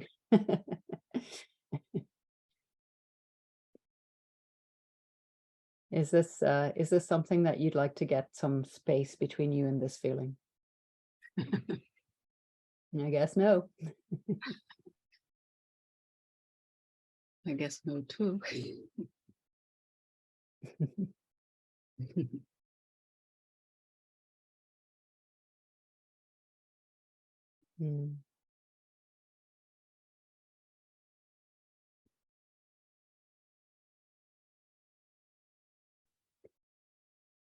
And of course, another interesting question would be, as the observer, would your feelings of happiness diminish if you were further away from that feeling? If you took yourself out of it, what would happen? See, this is why this is all a great experiment. We're really playing with these things today. We're giving ourselves time to just take these things apart and look at them in new ways. So that's maybe one that you can try later if you want to do. What happens if I take my happiness to an observer mode? But the important thing here, and the important thing that I want to just pop a little sticky note on the old board here for this one. We have now created, through our memory, a feeling that wasn't all that pleasant. We've looked at it. We have been right in it. We've moved away from it. And then we've completely, just moved to the next one. And then we have created a pleasant feeling as well. Again, through memory, through thinking about this, through bringing it into our minds. So here, I think, is certainly good support for the phrase that Gabriella had on her slides, that emotions are not built in, they're built. We created these. Now, I did see a question, and I can't remember who it was from, but it was a really good one. And it was something like, how do we control our bodily sensations? So whoever that was, thank you for asking that, because that's a really, really interesting question. Yeah. Now, Gabriella, please weigh in on this at any point if you think I'm missing something. But for me, and it's less about controlling the physical sensations and more about being aware of what they're there to do, and also being aware of what we can do to build our resilience to these. So we have these bodily sensations because our body and brain are trying to do something. They're trying to keep us safe. They're trying to keep us alive. So to control those and to stop them is probably not, that's like turning off the fail-safe in many ways. We don't want to do that either. But we do want to be able to work with them. We don't want to let them overwhelm us.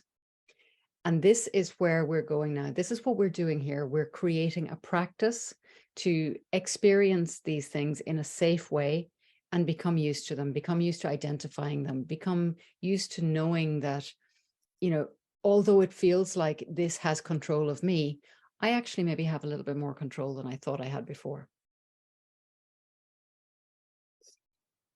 Would you like to add anything? What comes up for me is about the control, is the body sensations, they will arrive. And I really liked when you said that it doesn't overwhelm us. And this is the question, because the body sensation is protecting us to a certain extent. But based on our past experiences, maybe it falsely identifies the threat. But the bodily sensation arrives, and then the question is, how long am I in that bodily sensation with the unpleasant feeling? And then there are tools after that, how you can help your body to take you out of that overwhelm, if it's an overwhelm. So and yesterday we had somebody, Brenda Hershey, and she showed us some techniques. She works with people who had serious trauma, and she offers, I think it's called trauma yoga, to these people. Trauma recovery yoga, yes. Trauma recovery yoga, sorry for that. And for example, these breathing exercises, so part of it was breathing exercises, and you have the breath as a very available tool. It's 24/7 with you. And there are certain breathing exercises that can help you, when in this overwhelm. And if I can share a personal experience, I use these techniques myself in the moments of overwhelm. And there is actually science behind it, because there is the vagus nerve, which is our longest nerve, and it connects to the lungs. It connects to many things, but to the lungs as well, to the heart.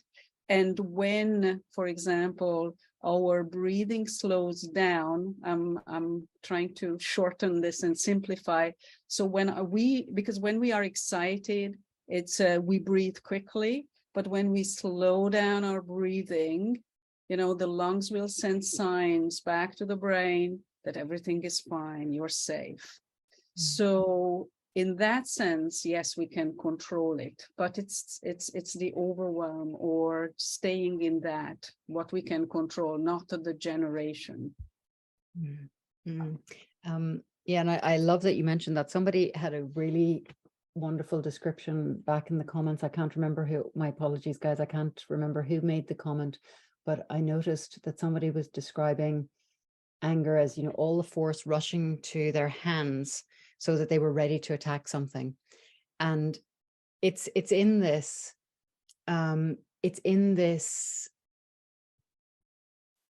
noticing of how this happens for us as individuals, and noticing what these feelings are, that we now do have a choice. We recognize that this feeling is like we want to attack something, but is that really what we want to do?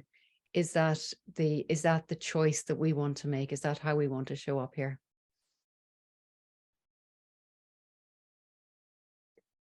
I think it's a misunderstanding, but is moving out of unpleasant emotions always beneficial? Do we always need to move on from unpleasant emotions and their bodily sensations? Thank you, Sajad. I think that's a great question also. So what we're doing here is we are acclimatizing. We're developing an understanding of and being able to get to the stage where no, we're not looking to move out of this. We are accepting of this unpleasant feeling, you know, be it sadness or whatever. We acknowledge the feeling and we're able to see it as part of us, but we're not always trying to get away from these feelings either. We develop understanding of them, and we develop ways of not letting them be the driver. That we recognize, yes, we're sad, or yes, we're feeling angry, but those are feelings within us. They are not our entire being. So again, this is a practice that we're working up to. I hope that maybe makes a little bit more sense, but you know, come back to us again and ask more questions if we're not really clarifying. Is there something that you can add to that, Gabriella, as well, to maybe expand it a little? So it's very unpleasant feeling when a dog chases you and you are trying to get away, you know, barking behind you and trying to get away from you. And that unpleasant feeling is very useful because it makes you run away. But most of the times we don't have this experience. So somehow I have this feeling that we enlarge. So staying overwhelming with this overwhelm, it's almost enlarging a situation which is not that threatening. So being, for example, in the observer mode gives us the opportunity to have a little bit of distance and to give ourselves the opportunity to tap into that famous 90 seconds so that we don't get always into the prediction loop of our brain. Yeah, thanks, Gabriella. What we're going to do now is we're going to move on a little bit. I'm going to go back to the slide share for a few more moments because we've got a few extra things and a few little tools to discuss with you. So if I can just go to desktop 1 here, and so now you should be able to see another slide that says thought experiment, where we're noticing distractions. Okay, have we got that slide up? Yeah. Yes. So this is one that you can take with you and you can use over the coming days and weeks and so on. So what is the feeling that I have got?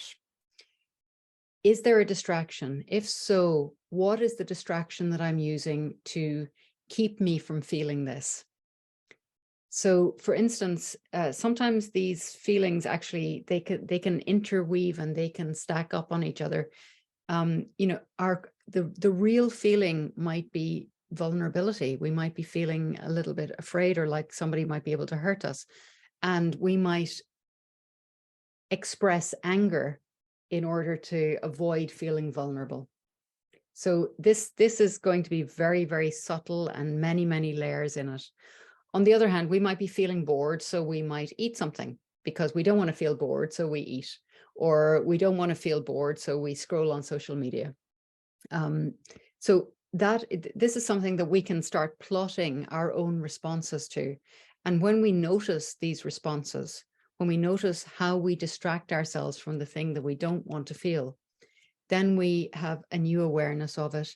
And we can say, okay, well, you know what, the outcome of that strategy so far has been this or that, or, you know, I've felt like I might get hurt, so I got angry and therefore I lost a friend, or I offended somebody. You know, is that the strategy that I want to repeat? Is that the outcome that I want again? But now that I'm aware of this set of things, these interlocking feelings, what if I make a new choice? What if I, for instance, we'll just use this vulnerability example. What if I speak to somebody about how I feel about this instead of getting angry about it?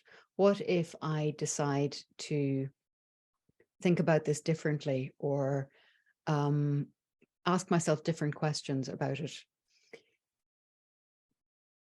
that, of course, this is quite a high level approach, because we're tracking and we're noticing a lot of things here, and we're working towards a stage. We're using our neuroplasticity to learn new things about ourselves, about our responses, and we're working towards a stage where we will be able to notice, right, okay, I am having this feeling and oh yeah, here, that's what I normally do. I normally respond with this approach or that distraction or those cookies, whatever it is. And now we've got a choice. Are we going to keep doing that, or are we going to do something else? And a lot of the time, as we start thinking about these things, as we start working our way to learning these, we only notice after it's happened. We go, oh, do you know what? I realize I had those cookies because I was feeling sad about something else.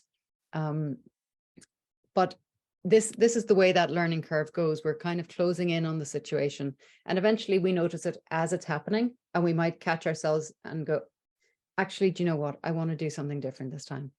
And then again, when we get more and more practiced at it, we notice, we start to notice the sensations, which is what we started talking about this morning, with that restlessness maybe, or discomfort of some kind, and then we make the choice. So this is all something that we have to practice, and we have to work on. And if I can just move the slide on a little bit. We have choices when we're aware of these things. So as it is right now, we know what we know, and that gives us access to different choices than maybe if we didn't know some of this stuff earlier today. So do we then choose to work on or recognizing these tendencies? That's up to each of us as individuals. And, you know, we have a lot going on in our lives. This might be a terrible time to start doing this, but, you know, if it's in there and we set the intention, then we'll probably get to it eventually. You know, are we going to choose to notice our bodies and their messages, or will we continue the way we used to do before? And this is a key one. Do we choose to be present and open and compassionate towards these mechanisms, these signals that our body has got for us? Or are we just going to do it the way we did it before? And this one is interesting as well. Do we choose courage? And do we choose to work through these feelings and to build the strength and resilience? Or do we continue as before? And you know, there is no judgment here. These are all choices that we have as individuals, that we have on every given day, in every given action, reaction, and interaction. And some of them we'll get right, and some of them we won't get right. And it's really about that thing of being compassionate with ourselves and knowing that nobody gets it right all of the time. Who does? Nobody gets it right all the time. So again, this idea of practice. So another quote from Lao Tzu, who's getting a great showing today: great acts are made up of small deeds. And you know, this idea of the 90 seconds, it's great in theory. So why isn't everyone doing it? Because it's actually really hard to get to that stage, and we need to tap into and encourage that neuroplasticity. And if anyone was here on, what day was it? On Tuesday, when we did the brain buffet, then you'll have some of the strategies that we talked about for enhancing your brain function and making sure that your neuroplasticity is actually working as well as it can. But you know, neuroplasticity takes time again, and it's all being gentle with ourselves, gentle persistence. Great acts are made up of small deeds. Big changes are made up of small changes. And here are some tools for practicing.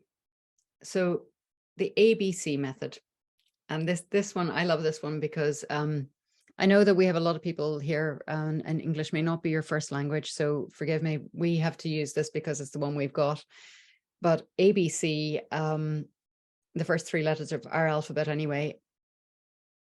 A stands for awareness. And we have all spent these last couple of hours raising our awareness. We have new awareness now. The second one, B, is for breathe. And Gabriella mentioned that earlier, you know, how our breathing regulates our heart rate, regulates the signals and neurochemicals. And this is always available to us, being able to choose to breathe more deeply, more slowly, to fill our lungs, to deliver more oxygen to our brains. Breathing is very, very important, and how we choose to use it is very important. And then once we have, you know, become aware of the situation, we've taken a breath, then we can make a choice. This is a tool that you can use in the situation. This is a tool that you can use when you're having that hard conversation, when you are in that stressed out situation. Okay, I'm aware that I am having these sensations and these feelings. I'm aware that that is making me feel this emotion. If I take some deep, nice, calming breaths, then I can choose, do I want to go down the same route and use the same strategies as I've always used? Or would I like to choose a new one? Would I like to try to do something differently? The next tool is journaling and reflection. And this is, again, a great way to look at, okay, this happened today. How do I feel about this? What would I do differently if I had more time and space? If I had that little bit of flexibility, how would I change that situation? And then, you know, to make the notes about that. Okay, next time, if that happens again, I could try it this way. And journaling and reflection is not about ruminating and regretting and beating yourself up about how you should have done something differently. It's not about being hard on yourself. It's about being constructive with yourself. It's the difference between being very, very critical and being able to see, well, you know what, there's room for improvement here. Let's try it this way the next time, and being encouraging. Self-compassion is an absolutely unbelievably useful tool. And it's one that we're not always that good at using. So we need to give ourselves space and grace. We need to give ourselves room to learn. We need to understand that our neuroplasticity takes time. Practicing these techniques and these this awareness, that takes time, and we will make mistakes. We do make mistakes, but we can also learn from those mistakes. And again, that came up in one of the earlier events as well. They all kind of overlap. And finally, I noticed that a lot of you have joined in the last 24 hours. So I'm guessing that there is some network somewhere in your country where you have people who are interested in these kind of things. And what I would say to you is support each other in this journey, and look for a network of people that you can have these conversations with, and that you can share your experiences with and learn from each other. So that learning as we go, and feeling like we have people who are trying to move in the same direction as us is really, really valuable.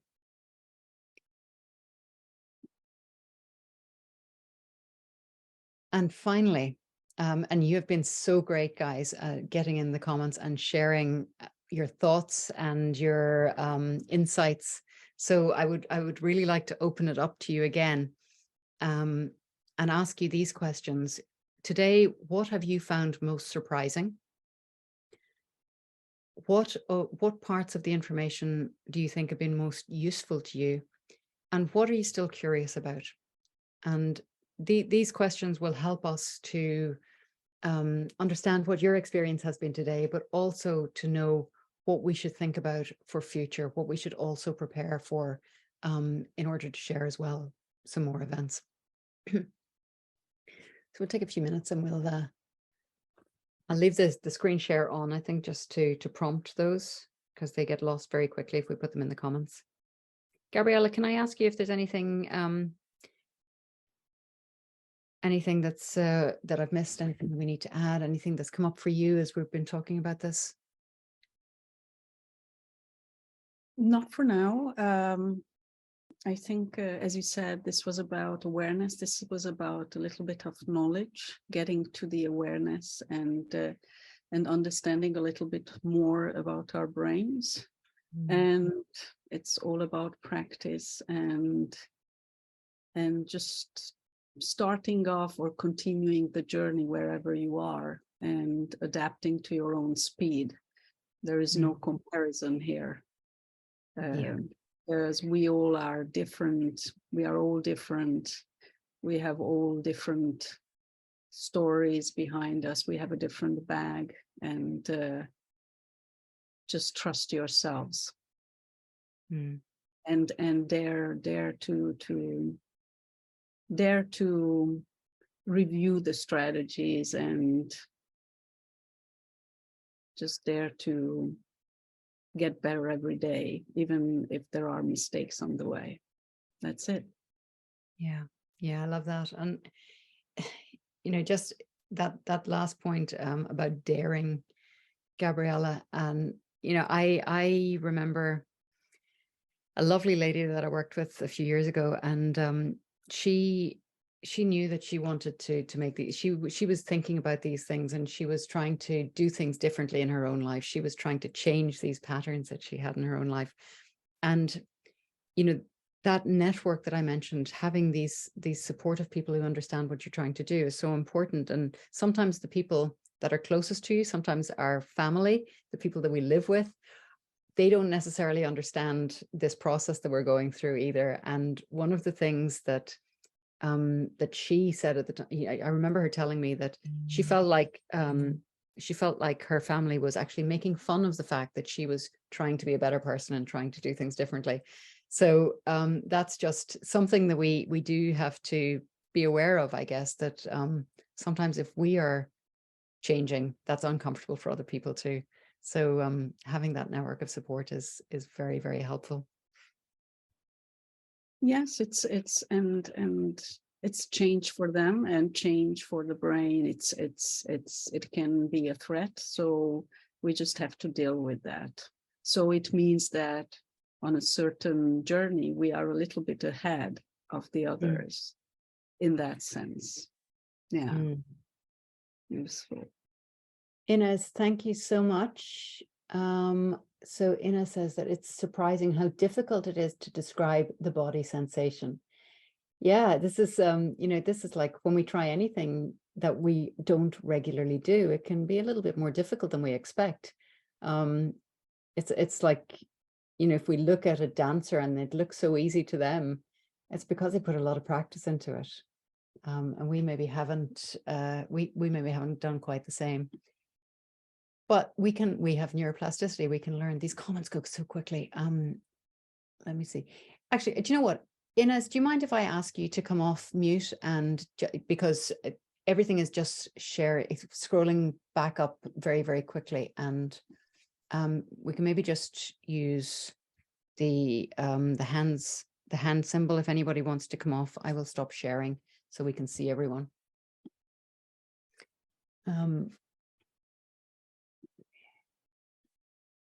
So how does that work? Actually, we've got a lot of people who are not on video at the moment, but yeah. So let's see. Ines, would you be prepared to share your thoughts with us? If not, that's Sure. fine. Thank you. Hi, sure, Hi. I'm here. Can you hear me well? I can hear you perfectly. It's lovely to hear you. Great. Do you have a specific question, or would you like just me to give you my... If you just talk us through your answers, that would be lovely, because I could see them just flying up there, and I know you had some thoughts on each of them. Yeah, well, as I said, regarding the body sensation, yes, it was very difficult for me to put some words and to analyze that. And but I have to say that your kind words and the way that you said, it's normal if it takes time, it's normal if it's difficult, it really helped me to see, okay, it's normal, it's fine, it's going to be okay. And so, just knowing that it's normal, that it may take time, it's good to know. So, I think this is why I said on my third answer, like, I would like to observe my feelings and sensation in the coming days, because I would love to be able to speak more in detail about that. Mm. Yeah, and you might be surprised what you start to notice, things that you might have overlooked before, or just little things will start to change. Of that, I'm pretty sure now that the awareness is there. It's like somebody has opened a window, opened curtains, and let you see new things. So thank you so much for sharing that. Really appreciate it. Is there something that you're still curious about? Is that about looking at what comes up over the next few days? Is that where your curiosity is taking you? Yeah, and also trying to use the observer method when after an unpleasant feeling, maybe this is something that I would like to try. And yes. Mm-mm. Well, actually, everything was very interesting, I have to say, but I had to choose something. Really appreciate that. Thanks for joining us. Does anybody else want to jump on? We've got a hand up. Who's the hand up? Armand? Armand, go for it. Hello, can you hear me? We can hear Yes. you. It's lovely to hear you. Thank you so much for your lecture. It was really helpful. Let me answer your question first, and if it's possible, I have a question after that. Go for it. The body sensations was really surprising for me. Exactly the picture you showed about different feelings, and I was surprised how happiness and love were similar. They just have different intensity. And the Rosenberg model was really useful. And what I'm curious about is my question actually. Okay. From what I understand, the ability to recognize our sensation help us to exactly define what our bad feeling is from that 8 feeling. Am I correct? Would you mind repeating that again, please? The ability to recognize our sensations helps us to exactly know what is our bad feeling, whether it's sadness, it's frustration, or. So the recognizing the bodily sensations can help us to interrupt the loop a little bit, because if we are feeling these things, then we can almost get ahead of that wave of emotion when it is something that we tend to get caught up in. So recognizing the sensations, if I heard you correctly, let me see if I did hear you correctly. Yes. You were saying, is that the way to identify what the exact emotion is? Is that what you were asking? Yes. Yeah. So again, if we go back to the example that Gabriella used, and in fact, I'll give you another example and it might be helpful.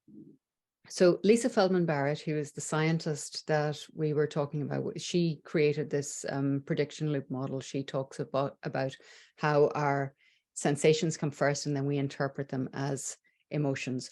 So she gave this story in one of her books about a lunch date that she went on. She had been asked to go out to lunch by this other student. I think she was still a student at the time.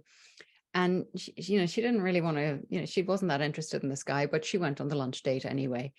And then during the lunch date, she started noticing certain sensations in her body.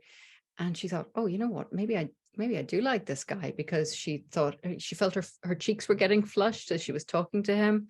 And she felt a little bit giddy in her stomach and a little bit lightheaded.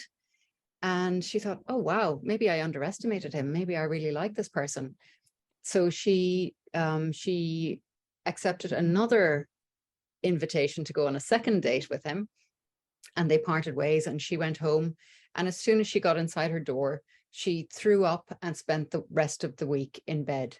So because of the context, because she was having dinner with this young man, or lunch or whatever it was, she interpreted the feelings of a little bit of nausea in her stomach and her temperature being elevated and a little bit of dizziness. She thought she was attracted to him, when in actual fact, what was happening was she was getting sick. So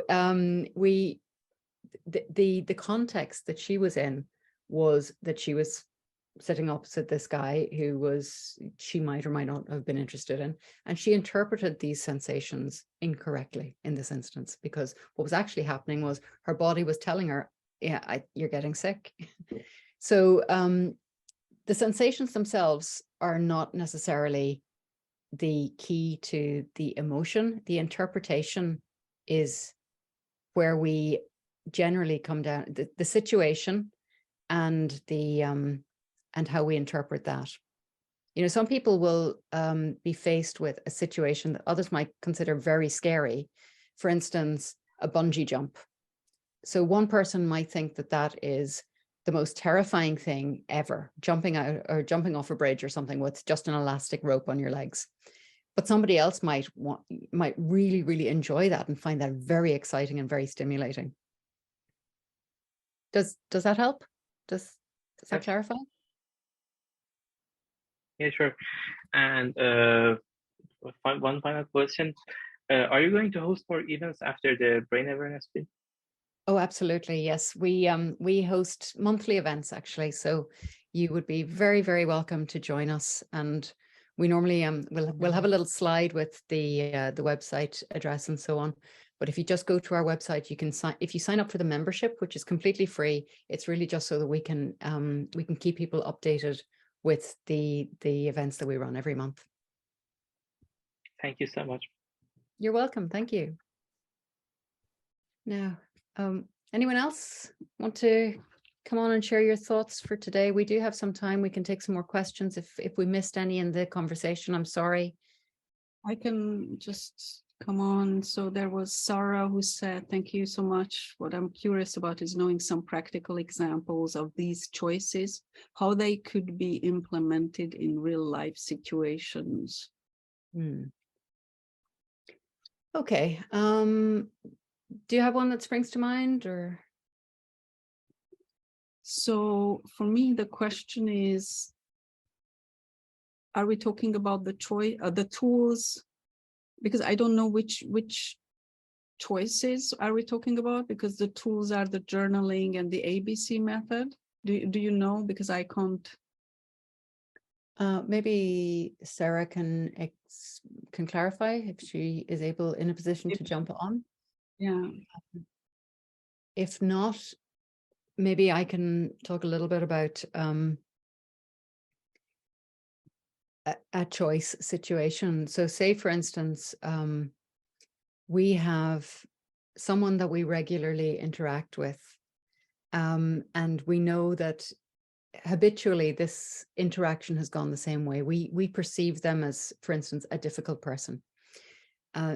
So is this the kind of example? I'm hoping this is a good example for you anyway, Sarah. If not, come back and we'll try and find another one. But generally speaking, if we have found somebody to be difficult historically, then our prediction loop kicks in and we prepare ourselves for them to be difficult the next time we meet them.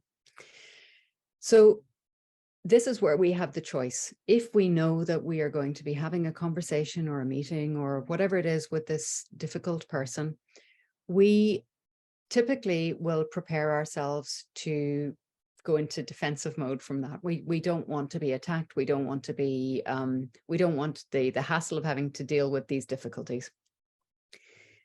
So we do have a choice here in this. We're aware of this now. We're aware of how our body is preparing for this. We're aware maybe of the tension that we feel if we're dealing with them. We're aware maybe of some anxiety about having to talk to them. But we can choose, do we want to believe that that's all they are? Or do we want to become more curious?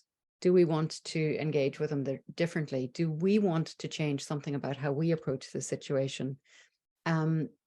Because our prediction loop is based on the fact that we have always experienced this, and perhaps we are going into something where we are almost creating a situation where we're adding fuel to the fire rather than changing the situation. So how can we do that? Well, one of the best ways to do that is to think, okay, if I pause here, do I want this situation to continue the way it is? Or can I come at it differently? What if I try something different? What if my approach to this person changes in the first instance? Is there something that will shift in the dynamic between us then? So that's one example of how that might work in the wild, as it were, in real life. But again, if I haven't picked up your meaning correctly, please come back and we'll go again. Maybe I have another example like that.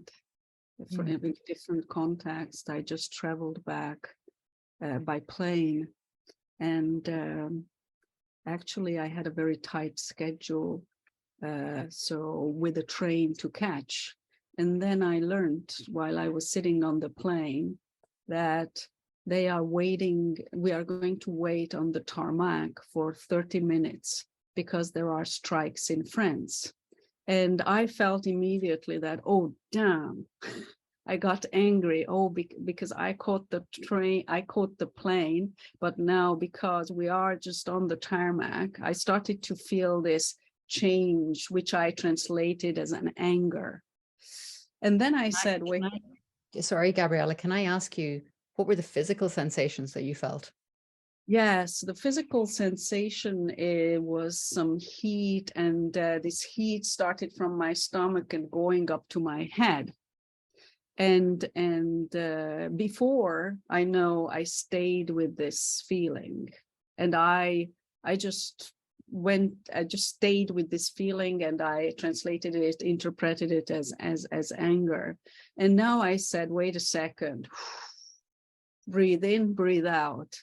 And I got into the observer mode, and I said, okay, so let's try to see this from a different perspective. It is difficult for me, but I understand the strike. So I started to analyze it. And at the same time, this gave me a fantastic opportunity, because I started to think, okay, so how can I how can I catch my train? And basically that's why, because I put myself in this positive mood that I try to find different perspectives. It's difficult for me, but it's difficult for those people who strike, and this is life anyway. So I try to find a lot of different perspectives, and also calm myself with breathing. And after that, I found solutions, because I went to the steward and stewardess with an open, curious mind, and not that they are not going to help me and so on. And this was very helpful. I had a positive outcome. But anyway, on the feeling side, I was sitting on that plane, not wasting 2 hours being angry, but enjoying the flight and my life. So I don't know if this is if this is, Sarah, that you were looking for. And if I can actually add to what you've just said as well, Gabriella, you spent 2 hours on the flight not dumping cortisol and adrenaline into your system and making your overall form and your body suffer for that. You were able to choose to be calm, to choose to see the positive in it. And this is the thing, when we have those stress hormones racing around our body, it's really not very good for us. They're designed to keep us safe, but when we have an excess of them, it impairs our cognitive function in many ways, and we don't make good decisions. We don't play well with others. There are just a lot of things that suffer if we choose to stay in that negative, angry place about these things. So yeah, having the awareness to do that is great. Sarah, we hope that you answered. Yeah, thank you. Got it now. Okay, interesting. I wish I could see these messages more. So Sajjad, bodily sensations were really surprising. I'll be trying to recognize them more often. And so far, everything was useful. I'm curious about how to create a supportive network that has been hard for me all my life.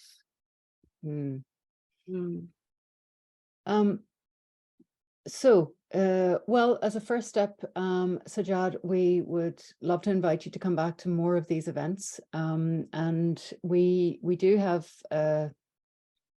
sort of a facility where people can communicate with each other on the membership site. We haven't really been using it so far, to be fair, but if there is a desire for people to use that, then by all means, it will be there for you to use. Brianna, the perspective of looking to human emotions, useful, the tools that you mentioned, curious, more ways and resources about this subject to read, or maybe practical challenge, for example, in real life. Oh, your practical challenges, I think, will come every single day, Rihanna. And yeah, good luck with practicing with those and being kind to yourself and taking your time. In terms of more resources and so on, as I said, we will send out an email that will have some things, a few emotion wheels and so on, references to the books and the scientists that we talked about today, and you can follow up on those if you wish. Seville, I was surprised when I learned that I'm not alone in having a limited vocabulary to express my feelings. I know, isn't it great when you realize that so many other people are contending with the same things? And this is one of the reasons why we've created this space, is so that we can have these conversations and open things up and share ideas. You know, without nobody here, this is a learning community. We're all here to learn things and to share with each other and to support each other. All the information was useful, and I'm still curious about how thoughts turn into feelings. And why in some cases I have stronger feelings when I'm imagining the things than when I'm actually in them. So is this, I would have to ask for some clarification on that, Seville. Is this when you are imagining things ahead of time, before they happen, or when you're thinking about them after they happen? So, you know, there are a couple of different things that might be going on there. And yeah, we could definitely talk about that. Can you see anyone else in there, Gabriella? And Seville wrote before. Before, not after. Tina wrote, the surprising thing for me was how differently we describe general feelings we all experience. Or made emotions that seem to happen to you are made by you. Still curious about the exact scientific point of view of it. It was a great webinar. Thank you, Sharon. So Omid, again, we'll put some of the references to the books and the work of the scientists in the email that'll come out in the next couple of days. But by all means, if you want to read further into the work of Lisa Feldman Barrett, you will you'll understand more about the neuroscience of it. Yeah, Lisa Feldman Barrett. So Seville wrote that when she imagines the things before the event, she has, in some cases, stronger feelings than when she's actually in them. And she's asking why. Oh, yes. So she's saying before. Okay. So if the feelings are stronger before, then just have a think about this. This may be partly to do with it. It may be some, you know, it could be many things. But when you are, let's flip it actually. So there's been some research done. I don't have the exact reference for it, but I remember reading about this, that people are at their most, at their happiest about going on holiday just before they go on holiday. So this is because, you know, they're imagining it, they're looking forward to it, they're getting excited about it. And everything about that in their minds is still perfect before they actually go on the holiday. When they get there, it may not be quite as good as they imagined, or they're, you know, it might be too hot, it might be too cold, it might be, they might not like the food. Any of these things can happen once they get there. And statistically, the happiness curve tends to tail off a little bit. The next thing that we have, if we go to the unpleasant side of that chart, and we think about, right, okay, I am worried about giving this talk. I am worried about that job interview. I am worried, this thing is coming up and I am really concerned about it. It's because we don't exactly know what we're going into in some cases. And our body is, we're using that default mode network that we talked about earlier, which is getting into a kind of, it's ruminating, and it's going over and over again on these things that you're maybe a little bit stressed out about, and it is concentrating them for you effectively. So the situation that there's, my mom has a fridge magnet, and it says something like this: today is the day that you worried about yesterday, and all is well. So basically, you know, we create a lot of stress and worry for ourselves by trying to, I guess, control the future. And we add to because the thing itself might not be anywhere near as bad as we imagine it will be when we get there. So I hope that helps a little bit.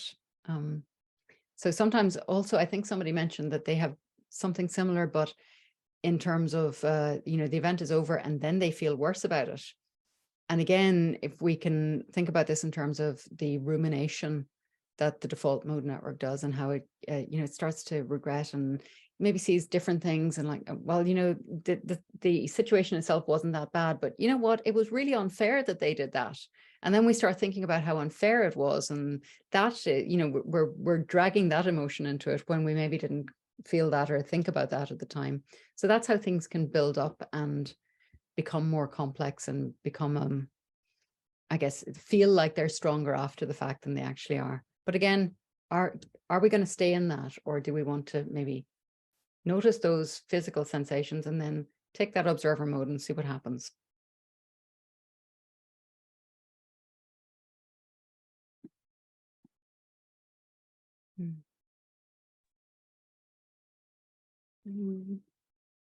It helped. Thank you for the response. Several wrote. And I have a question for you, Deirdre. What is the reason that you talked, or she asked you, or sorry, you asked about the weather? Thank you, Gabriella. Yes. So I'm so glad you reminded me of that. Thank you so much. Yes, the reason I asked about the weather was that sliding switch that we mentioned with the default mode network and the task positive network. When we were thinking about that embarrassed situation, we were actively using our default mode network to think about that, to ruminate on it, to create it.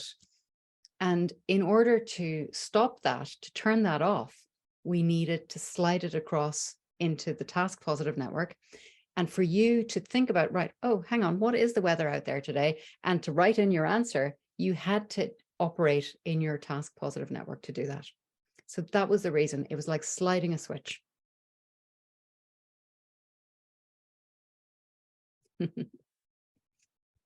Yeah, we've covered a lot of ground today, haven't we?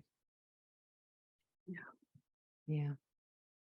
And great questions, great participation. Fantastic group. I'm so glad that all of you were here, and thank you so much for so many of you staying on, because I realize that this is quite a big chunk of day, and we do appreciate your attention and your openness and your curiosity. Thank you. More question, or if we have missed any questions, you can come on or just jot it down in the chat. Hi, do you have my voice? Yes. Hello. Yes, we do. Who's that? Shoyo, yeah. I just want to thank you so much for your lecture and presentation. It was great and so useful. What I wanted to mention was that the book that you tagged along, it was the Book of Human Emotions. I think I'm going to go and search for it, because I've been struggling with how to describe my feelings, and I think that one is going to help me through with it.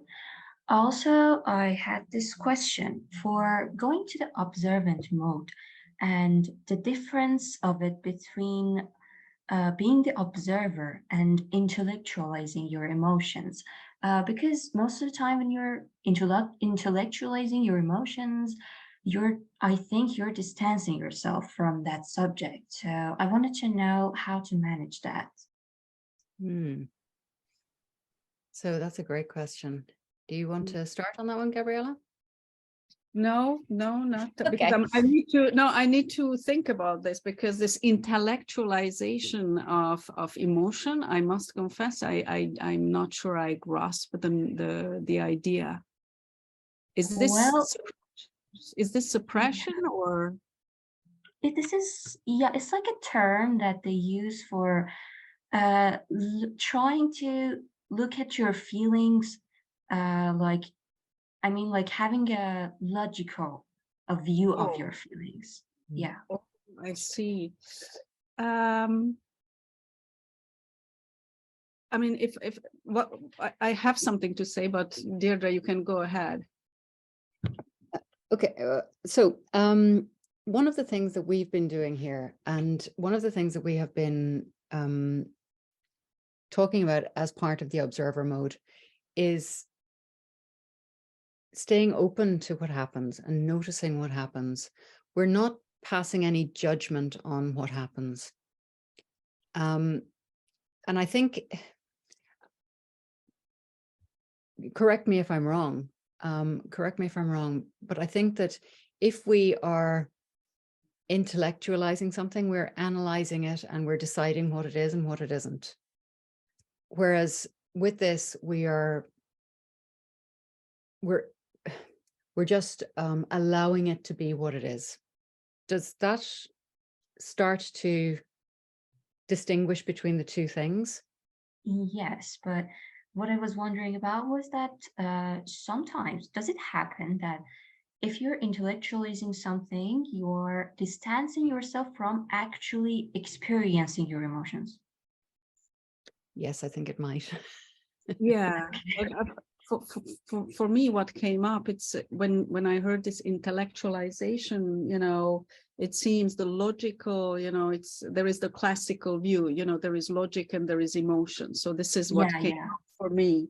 And as Deirdre said, the observer mode is, I see differently because from the logical one, because when I want to be logical, I don't want to be emotional. I want to be, I want to be a certain way. But here there is this just being in the moment and observing, really truly observing.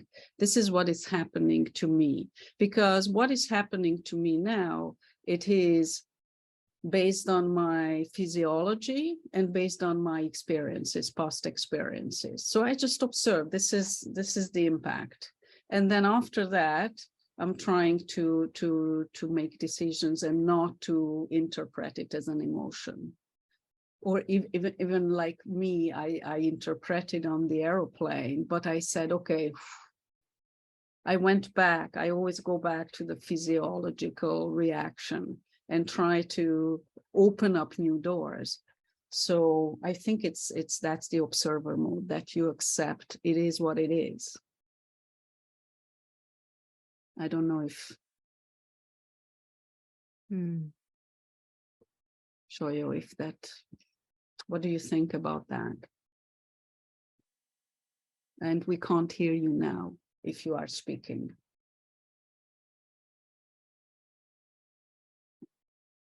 Oops, we lost her. Oh, that's a pity. Well, I hope that helped. Very good question. Yeah. So we're She's back, maybe. She's back. Hang on. Shoyo, you are on mute. So we were just asking if any. Yeah, comment? I got disconnected. Sorry. Yeah, I heard till the time that you were mentioning about the observer mode and how it functions. But apart from that, nothing. So hang on a second. Was the last person you heard me or Gabriella? It was Gabriella. Okay. I think I just repeated what Deirdre said about the observer mode, is that there is a difference, that there is no judgment, but there is an acceptance of and observation of the physiological reactions. Whilst in when I feel you intellectualize, there is this, I want to get away from this. So there is an action there. and not just being in the moment and observing what is happening, and after that dealing with it. Yes, I think that's also true. there's more self-compassion in the observer mode. And this is something that we need to practice. This just, what comes up. It's where we are, and where we are is where we are. We're not trying to fit it into any other categories or molds or anything like that. It is what it is. And this, if we think, there's something that's been popping into my head through the day. There's a lovely psychologist and coach called Marsha Reynolds, and she talks about, each of us is creative, resourceful, and whole. And these things, when we look at these emotions, these feelings, these sensations through that observer mode, with that approach, with that feeling in our minds, that we're looking at this being who is doing their best, who is is working with all of these things, then there's a lot of self-compassion in that. Whereas sometimes the more logical, analytical, intellectual side of things tends to lack that compassion. Yes, that's right. I got my answer. Thank you. Also, another question popped into my mind. Well, can we define any borders or boundaries between actually experiencing something and the analyzing part of it? Like, if you're analyzing it, is it like, how do I say? For example, as you are analyzing your emotions in a case and you're trying to understand it fully, are you again experiencing it, or no? I don't get that. I think I understand what you mean. So this is a little bit like what we were talking about earlier. Like, if this thing only lasts 90 seconds, this wave of neurochemicals in the instance, and we feel like it goes on a lot longer because we're thinking about it, we're remembering it, we're recreating it. And that's effectively the exercise that we went through earlier, where we thought about the feelings and we remembered the feelings, so we were effectively creating those feelings again. Yes. Thank you so much. Okay, you're welcome. I think it's time for a drink of water and a stretch. Shall I put up the last slide, Gabriella? Will we bow out, thank these people for their time, and let them get on with the rest of their day? Where is it? Yeah. There we go. So thank you, everybody, staying with us for 3 hours, and thank you for your insights and sharing with us your insights and your curiosity and openness. We appreciate it, and being able to be vulnerable in front of each other. That's great. It means connection. It means an ecosystem of people, and that's great. And in order to make more connections, you are welcome to join us. As we said, every month we organize a session. It's either learn, discuss, and what is the third, if you remind me? Practice. So, you can register on our site, the Neurodevelopment Institute, under the events. It was really great to have you with us today. Thank you so much. We absolutely and 100% appreciate you all. And if you know anybody else who would be interested in this kind of thing, then we would love to have them join us as well. The more we can spread these ideas, the more people we hope will benefit from them, and the better things will be for people. All right, everybody. Thank you. Enjoy your day. Have a great weekend, and we hope to see you again soon.